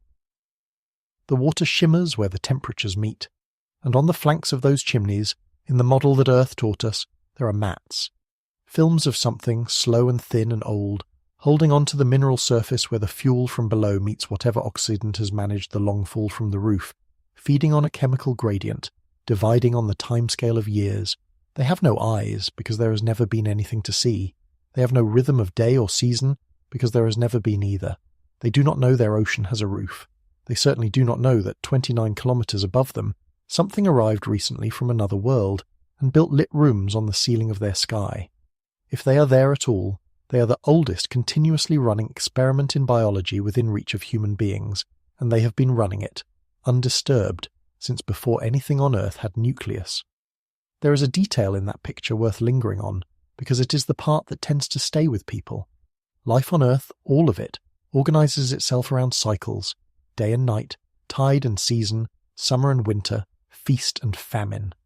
Our biology is built out of clocks, and those clocks were set by a sun. An organism on Europa's seafloor would have none of that. No light to sleep through, no season to prepare for, no year, no weather in the sense of anything that changes. The only rhythm available anywhere in that ocean is the tide, the same one that flexes the shell, arriving faithfully every 85 hours from a planet those organisms could never know existed. That would be the entire calendar of an entire biosphere, one gravitational pulse, forever, from a world their ocean has no way of seeing. Whatever is or is not down there, it lives inside the strangest and simplest timekeeping in the solar system. That is the middle scenario, the one most Europa scientists treat as the working hypothesis worth testing. On one side of it sits the conservative case, a chemically starved ocean, the lid winning, no life at all, a 4 billion year control experiment showing us exactly what water and rock do when biology never gets started, which would be, in its own way, one of the most important negative results in the history of science. And on the other side sits something the literature does discuss, carefully, in its more speculative registers, and which I will flag clearly as speculation. If the ocean is on the oxygenated side of the fork we described earlier, and has been for a long time, then no known principle limits Europan life to microbes. Earth's own vent ecosystems support animals, complex ones, at depth sunlight never reaches, although Earth's vent animals ultimately breathe oxygen, manufactured by distant photosynthesis, which is precisely the loophole Europa may or may not possess. The phrase that appears in the serious literature for the steak on the table is second genesis, a completely independent origin of life, on a different world, with possibly different chemistry, which would transform biology from the study of one example into the study of a phenomenon. Nobody's promising that. But the honest range of possibility is not a narrow band around zero, and pretending otherwise would be its own kind of dishonesty. How wide is the honest range? Consider this. If Europa's ocean carried microbial life at the average density of deep seawater on Earth, the population would number something like 10 to the 28th cells, a figure with no useful comparison. If it is sterile, the number is 0. Our current state of knowledge does not meaningfully exclude either end. That is roughly 15 orders of magnitude of ignorance, about the biology of the largest body of liquid water in the solar system, an ocean we have proven exists, whose salt we have partly read, whose carbon we have detected, and into which no human instrument has ever descended a single metre. Now hold that unresolved. Do not put it down, because for the rest of tonight it will not be put down. It simply moves from a scientific question to a domestic one. Because here is what we do in this story next. We take that 15 order of magnitude question mark and we build a house on top of it. We move a family in, we install kitchens and clinics and schools and beds, and then we ask what an ordinary Tuesday feels like for an ordinary person living 29 kilometres above the biggest open question in the solar system. Choosing where to put the settlement is the first decision, and every constraint we have gathered tonight collapses into it. The site would be on the leading hemisphere, the face that runs ahead into Europa's orbit rather than the back that takes Jupiter's particle storm, and it would be at mid to high latitude, away from the harshest equatorial belt. It would sit near, but not on, one of the young chaos regions, close enough that the science teams can sample the ocean's notice board, far enough that nobody builds a habitat over ground that has recently demonstrated a talent for breaking into rafts. And it would not, in any meaningful sense, be on the surface at all. The habitat would be dug into the shell or built and then buried under many meters of ice, because the lid that keeps the ocean sealed is also the only affordable armor against a sky that kills in a day. On Europa, from the first hour of the first mission, living means living inside the ground. So picture the Tuesday. You wake in a room with no windows, because a window is a hole in your shielding.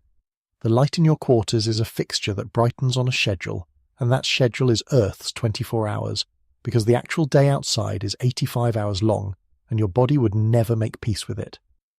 Above you, unattended, the real Europan morning is progressing, the pinprick sun crawling, Jupiter fixed and churning, the 3-hour eclipse arriving on time and observed by no one. Down here the corridors are warm, the air smells faintly of the greenhouse deck, and the walls are ice, sealed and sprayed and structurally sound, gleaming under the strip lights where the sealant thins. You live in the wall of the world. The water economy is the one thing this moon does generously, and it is worth appreciating properly. The bedrock here is water.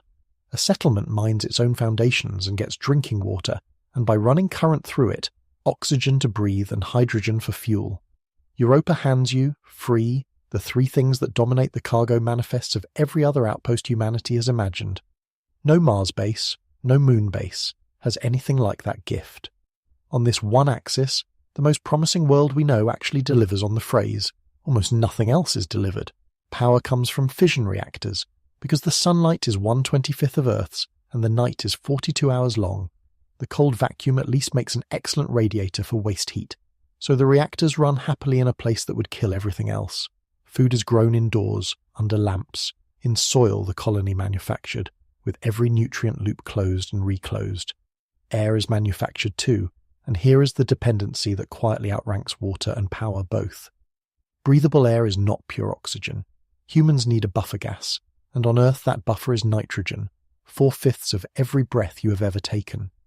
Europa has, for practical purposes, no accessible nitrogen at all.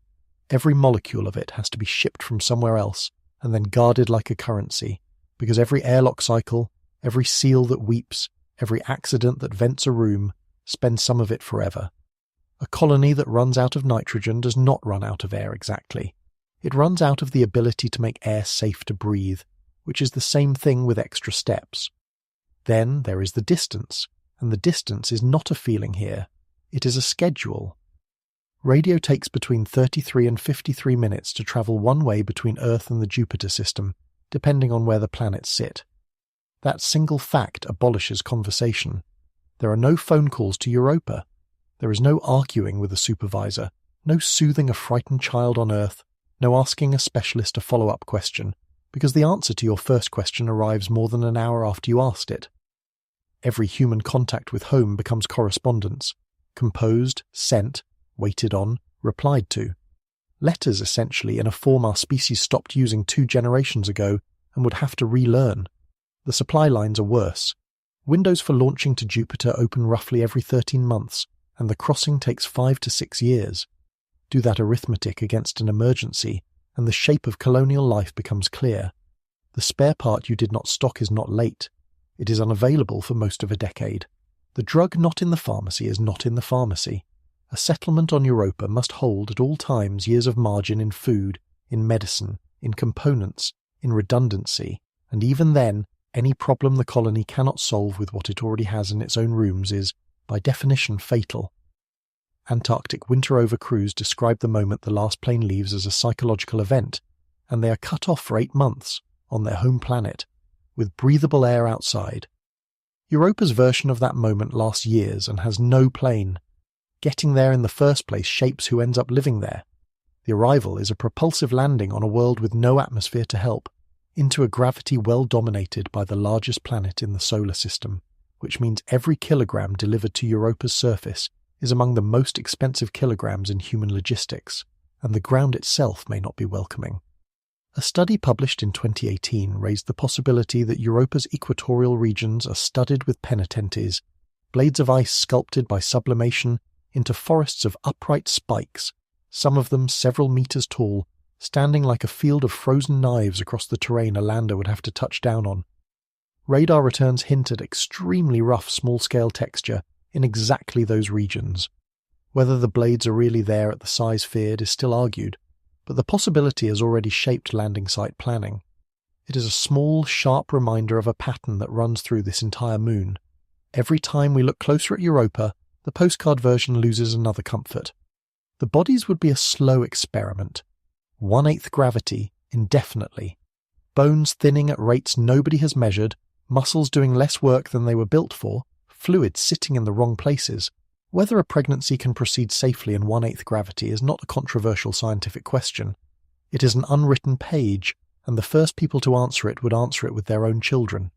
Everyone would carry a dosimeter, and everyone's surface time would be a line item deducted from a lifetime allowance, which means that on Europa, going outside is a career, not a habit.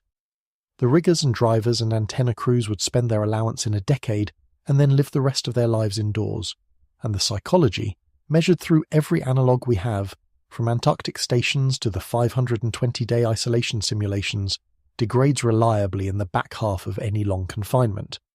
A tour on Europa, including transit both ways, is a 12 to 14-year commitment at minimum. Every study we have runs out of data long before that. None of that, though, is the thing. I want to be precise here, because we are nearly at the end and this is the pivot. Everything I just described is difficult, expensive, dangerous, and solvable in principle. Shielding, stockpiles, exercise regimes, careful selection, better sealants, more redundancy. Human beings are extraordinarily good at building enclosures. What no enclosure addresses is what the enclosure is sitting on. So let us go to the end of a shift, in a bunk, with the lights on their evening setting. A person lies down. Above them, 15 meters of engineered ice, then the surface, then the lethal sky, then Jupiter, then 800 million kilometers of nothing, then home. Below them, 29 kilometers of solid ice, and then the sea. 100 kilometers of black water, 4 billion years old, never lit, never sampled, never entered, holding either the most important discovery in the history of biology or the most complete emptiness we have ever measured, and there is no way lying in that bunk to know which. The person in the bunk cannot look, not because the equipment is missing, but because of everything we are about to talk about in the next part, the rules and the reasons that make opening the floor the single most fraught act available to our species. So they lie there, on the lid, above the answer, and the floor beneath the bunk rises and falls, all night, 30 meters, on its 85-hour tide, and the shell ticks and groans as it works, conducted through the ice into the frame of the bed, the hull sound of a ship in a heavy sea that never once, in 4 billion years, has reached port. Children would be the strangest part of it. A child born in that settlement would grow up knowing the ocean, the way children on Earth grow up knowing the ocean in a book, as a fact recited by adults, enormous and important and entirely unmet. They would learn its depth in school.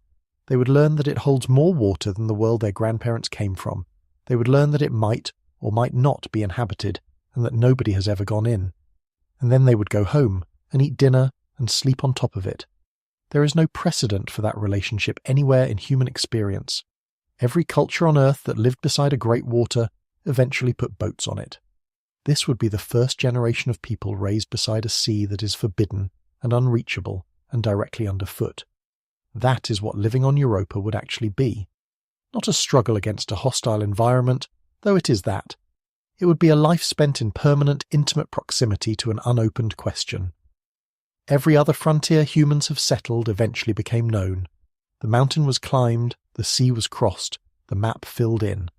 The settlers of Europa would live directly on top of the one thing they most wanted to know, closer to it than anyone in history has ever been, and no closer to knowing it than a scientist on Earth. 29 kilometers is nothing. It is a commute. It is the distance a plane covers in 2 minutes, and it might as well be a light year because there is a rule. The ground here is not ground. It is a lid, and you would live your whole life on the lid. That rule, the one that keeps the floor closed, is the last piece of tonight's picture, and it is stranger than any of the engineering. It was not written by governments in a hurry or by lawyers after an accident. Part of it was written by scientists at real cost to their own missions, decades before anyone could go. And part of it, remarkably, was written in 1982 by a novelist, in a sentence that has haunted this moon ever since. In 1982, 3 years after Voyager sent home the first photographs of that cracked and craterless face, Arthur C. Clarke published a novel called 2010, the sequel to his more famous story about a monolith and a journey to Jupiter. In it, an alien intelligence transforms Jupiter into a small sun so that Europa can thaw and its life can flourish, and it transmits to humanity a single instruction, delivered without explanation or appeal. All these worlds are yours except Europa. Attempt no landing there. That line has outlived its novel. It has become the reflexive comment under every Europa headline, the joke that is not entirely a joke, the sentence that arrives whenever a spacecraft launches toward Jupiter. And the reason it endures is not that people believe there is a monolith. It is that Clarke, writing from the very first blurry data, correctly intuited two things a full generation before the evidence arrived: that there was something under that ice worth protecting, and that we would be the ones it needed protecting from. Because here is what should genuinely surprise you. The instruction in that novel is fiction. The policy is not. There is a real body of law and practice, agreed internationally, that says almost exactly the same thing about Europa, and it was written by committees rather than monoliths, and it has been enforced at real cost. It is called planetary protection, and it descends from the Outer Space Treaty of 1967, implemented through a set of categories maintained by an international scientific committee. Bodies where contamination could not matter, like our own moon, are treated leniently. Bodies where it could matter enormously get the strictest rules there are, and Europa sits in that top tier alongside Mars and Enceladus. The requirement, stated bluntly, is that any mission to Europa must demonstrate a probability of less than 1 in 10,000 of contaminating that ocean with Earth organisms, not a promise to be careful, a calculated, defended, reviewed number. We have already seen what that number costs.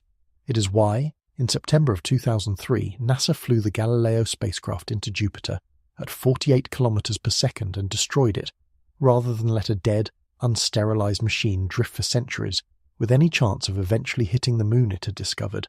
And the same reasoning has already been applied to the future. The current flagship mission's end-of-life plan is written into its design. When it's finished, it will be disposed of by deliberate impact, into Ganymede or into Jupiter, and never, under any circumstance, into Europa.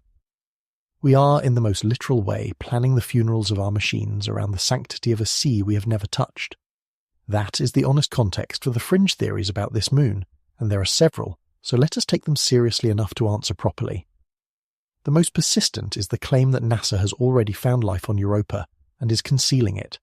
It resurfaces with every announcement: the 2013 plume detection, the 2016 press conference that fringe channels pre-advertised as an alien life reveal and which turned out to concern plume evidence, the launch of the current spacecraft. The claim is understandable. It is also answerable, and the answer is not a denial but an inventory. Look at what the agencies actually do. They publish negative results, boring results, downgrades, the 2024 measurement that cut the estimated oxygen supply by an order of magnitude and made the moon look less promising, not more. They spent 30 years refusing to say confidently that the plumes even exist. They destroyed a spacecraft on purpose to avoid the mere possibility of contamination. These are the behaviors of institutions terrified of overclaiming, not of institutions sitting on the discovery of the millennium. And there is a simpler point underneath all of it. No instrument ever sent to the Jupiter system has been capable of detecting life. There is nothing to hide because nothing we have sent could have found it. A thinner variant runs the other way and claims the hazards are being exaggerated so that no one ever has to land. The shell keeps getting thicker in the press releases, the radiation keeps sounding worse, the mission keeps getting postponed.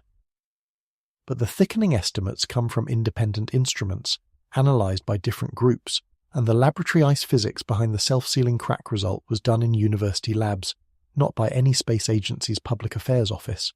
And NASA funded a serious Europa lander study with a real design, precisely because the agency wants to land. Still, I think the fringe carries one accurate instinct, and it deserves to be said out loud. This ocean is the highest stakes unopened box in the solar system, and the official behaviour around it is genuinely strange. It is simply strange in the opposite direction from the conspiracy. The reality, machines cremated in a gas giant, probability thresholds of 1 in 10,000, an unspoken agreement that a sea nobody has seen has a right to be left alone, is stranger than any cover-up anyone has imagined. So what is actually coming? The near future is already flying. In October of 2024, a spacecraft named Europa Clipper left Earth on a Falcon Heavy, the largest craft NASA has ever built for a planetary mission, more than 30 meters across with its solar wings extended, wings that big for the simple reason that sunlight at Jupiter is 1/25th of what it is here. It flew past Mars in 2025, it returns to swing past Earth this December for a gravity assist, and it arrives at Jupiter in April of 2030. Then, it begins 49 flybys of Europa, some as low as 25 kilometers above the ice, ducking in and out of the radiation because staying would kill it. Its brain rides in that 9mm vault. Its instruments include an ice-penetrating radar built to sound the shell and find the boundary where ice becomes ocean, which means the 29-kilometer question we spent a whole part of tonight arguing about is likely to get a real, direct answer within a few years of arrival. It carries a mass spectrometer and a dust analyzer sensitive enough to identify organic molecules in individual grains of ice, so that if a plume erupts beneath its path, the spacecraft can effectively taste the ocean without ever landing on it.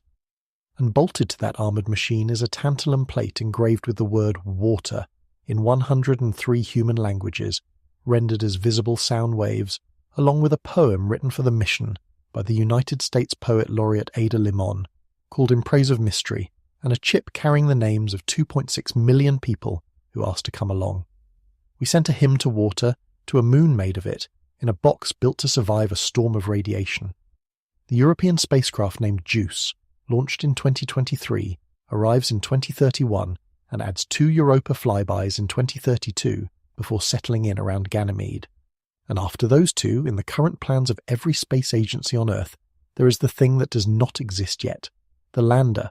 NASA studied one seriously in 2016 and 2017, a mission that would touch down on young terrain and sample ice from 10 centimeters below the surface, deep enough to get beneath the sterilizing radiation layer. It has never been funded. It has never flown.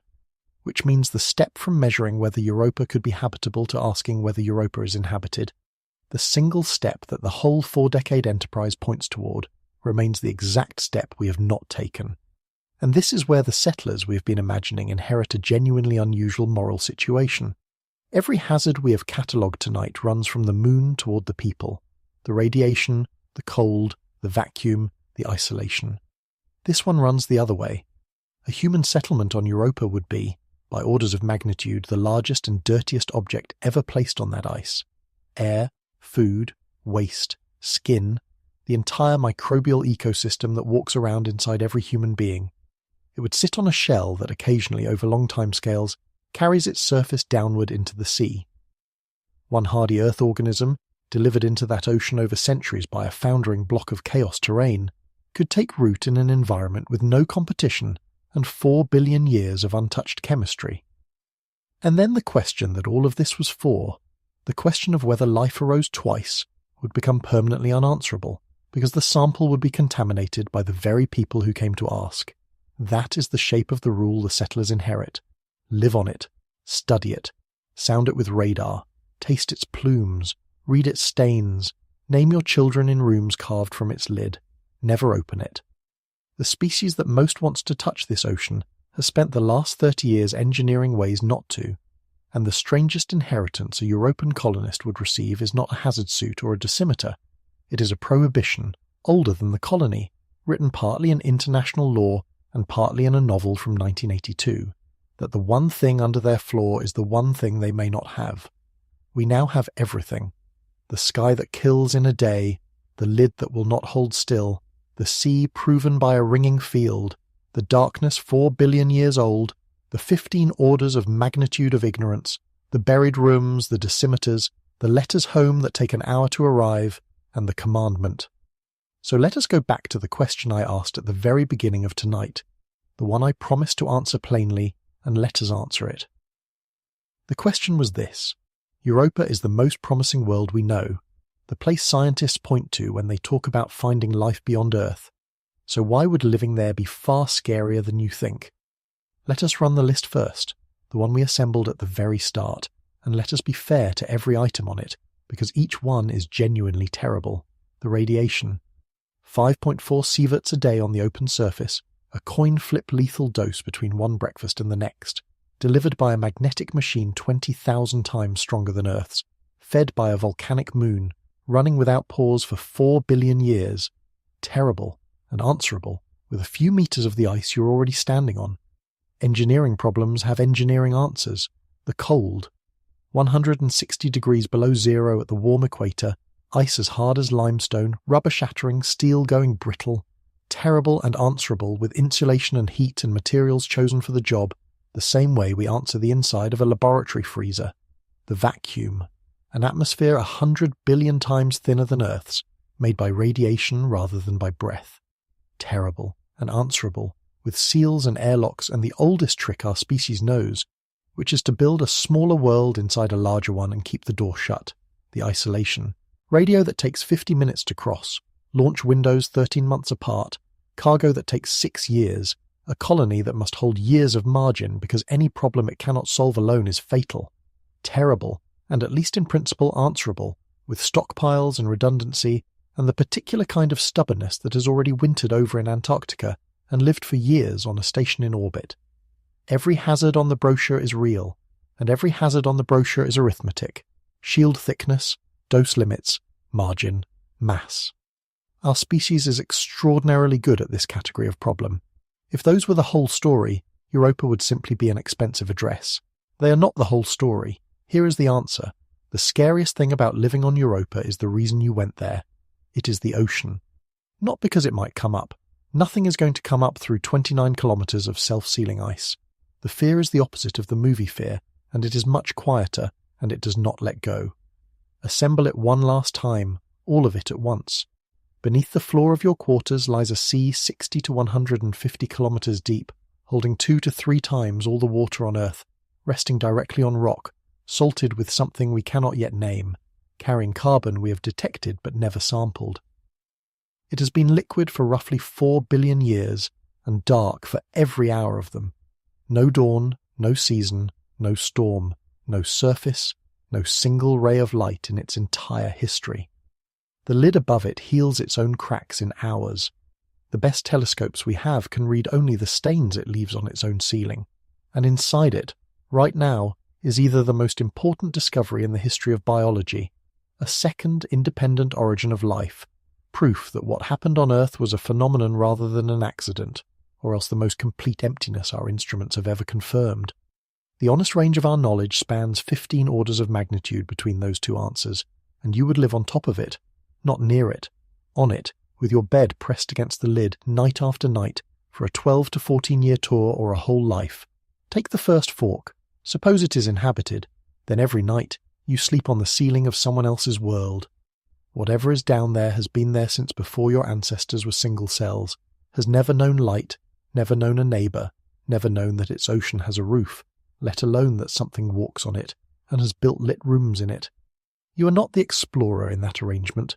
You are the invasive species, the largest and dirtiest object ever placed on that ice, carrying an entire planet's microbes in your gut, sitting on a shell that will eventually carry its surface down into the water, and you may not knock. The law says 1 in 10,000.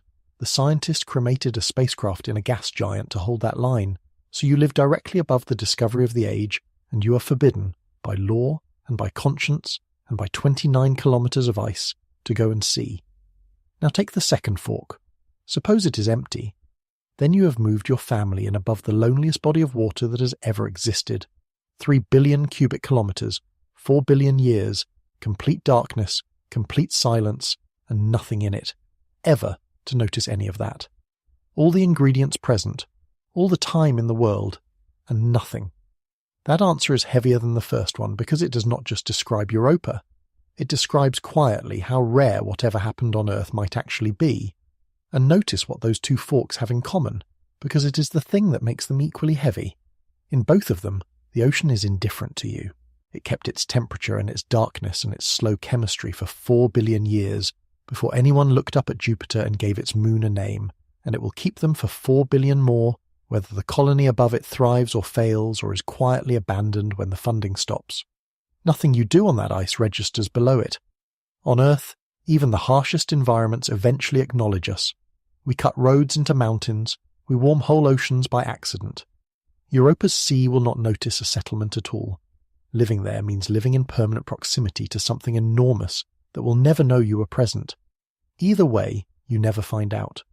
That is the part no engineering touches. You could live an entire life 29 kilometers above an alien ocean and die without knowing whether it was inhabited. Every other frontier our species has settled eventually gave itself up. The mountain was climbed, the sea was crossed, the map filled in. This is the first place where you can arrive and stay and raise children and still be exactly as far from the answer as someone reading about it at home. The ground here is not ground. It is a lid, and a whole civilization would sleep on that lid, listening to it tick and groan as it flexed 30 meters on its 85-hour tide, knowing the sea beneath was neither reachable nor knowable, nor, in any moral sense, theirs. At the very beginning of tonight, I told you there is a sea in our solar system that has never seen the sun, and it sounded like a wonder, the kind of line that belongs on a postcard. Sit with it now, after everything.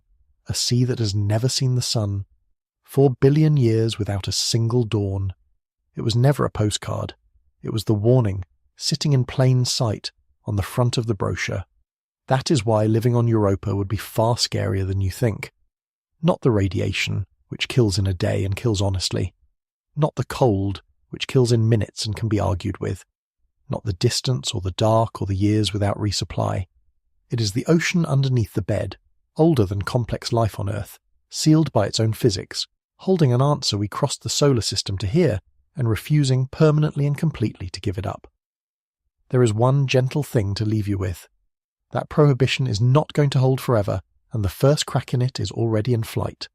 In April of 2030, a spacecraft the size of a basketball court, carrying a poem about mystery and the word for water in 103 languages, arrives at Jupiter and begins its long series of dives, and when its radar first sounds that shell cleanly, we will finally learn exactly how thick the silence is. Not what the silence contains, only how far down it goes. It will be the first measurement in 4 billion years that this ocean has ever answered honestly to anyone, and it is 4 years away. Until then, the ice keeps its sea, and the sea keeps its answer, and the tide comes in every 85 hours in the dark, the way it has since before there was anyone anywhere to wonder about it. Sleep well,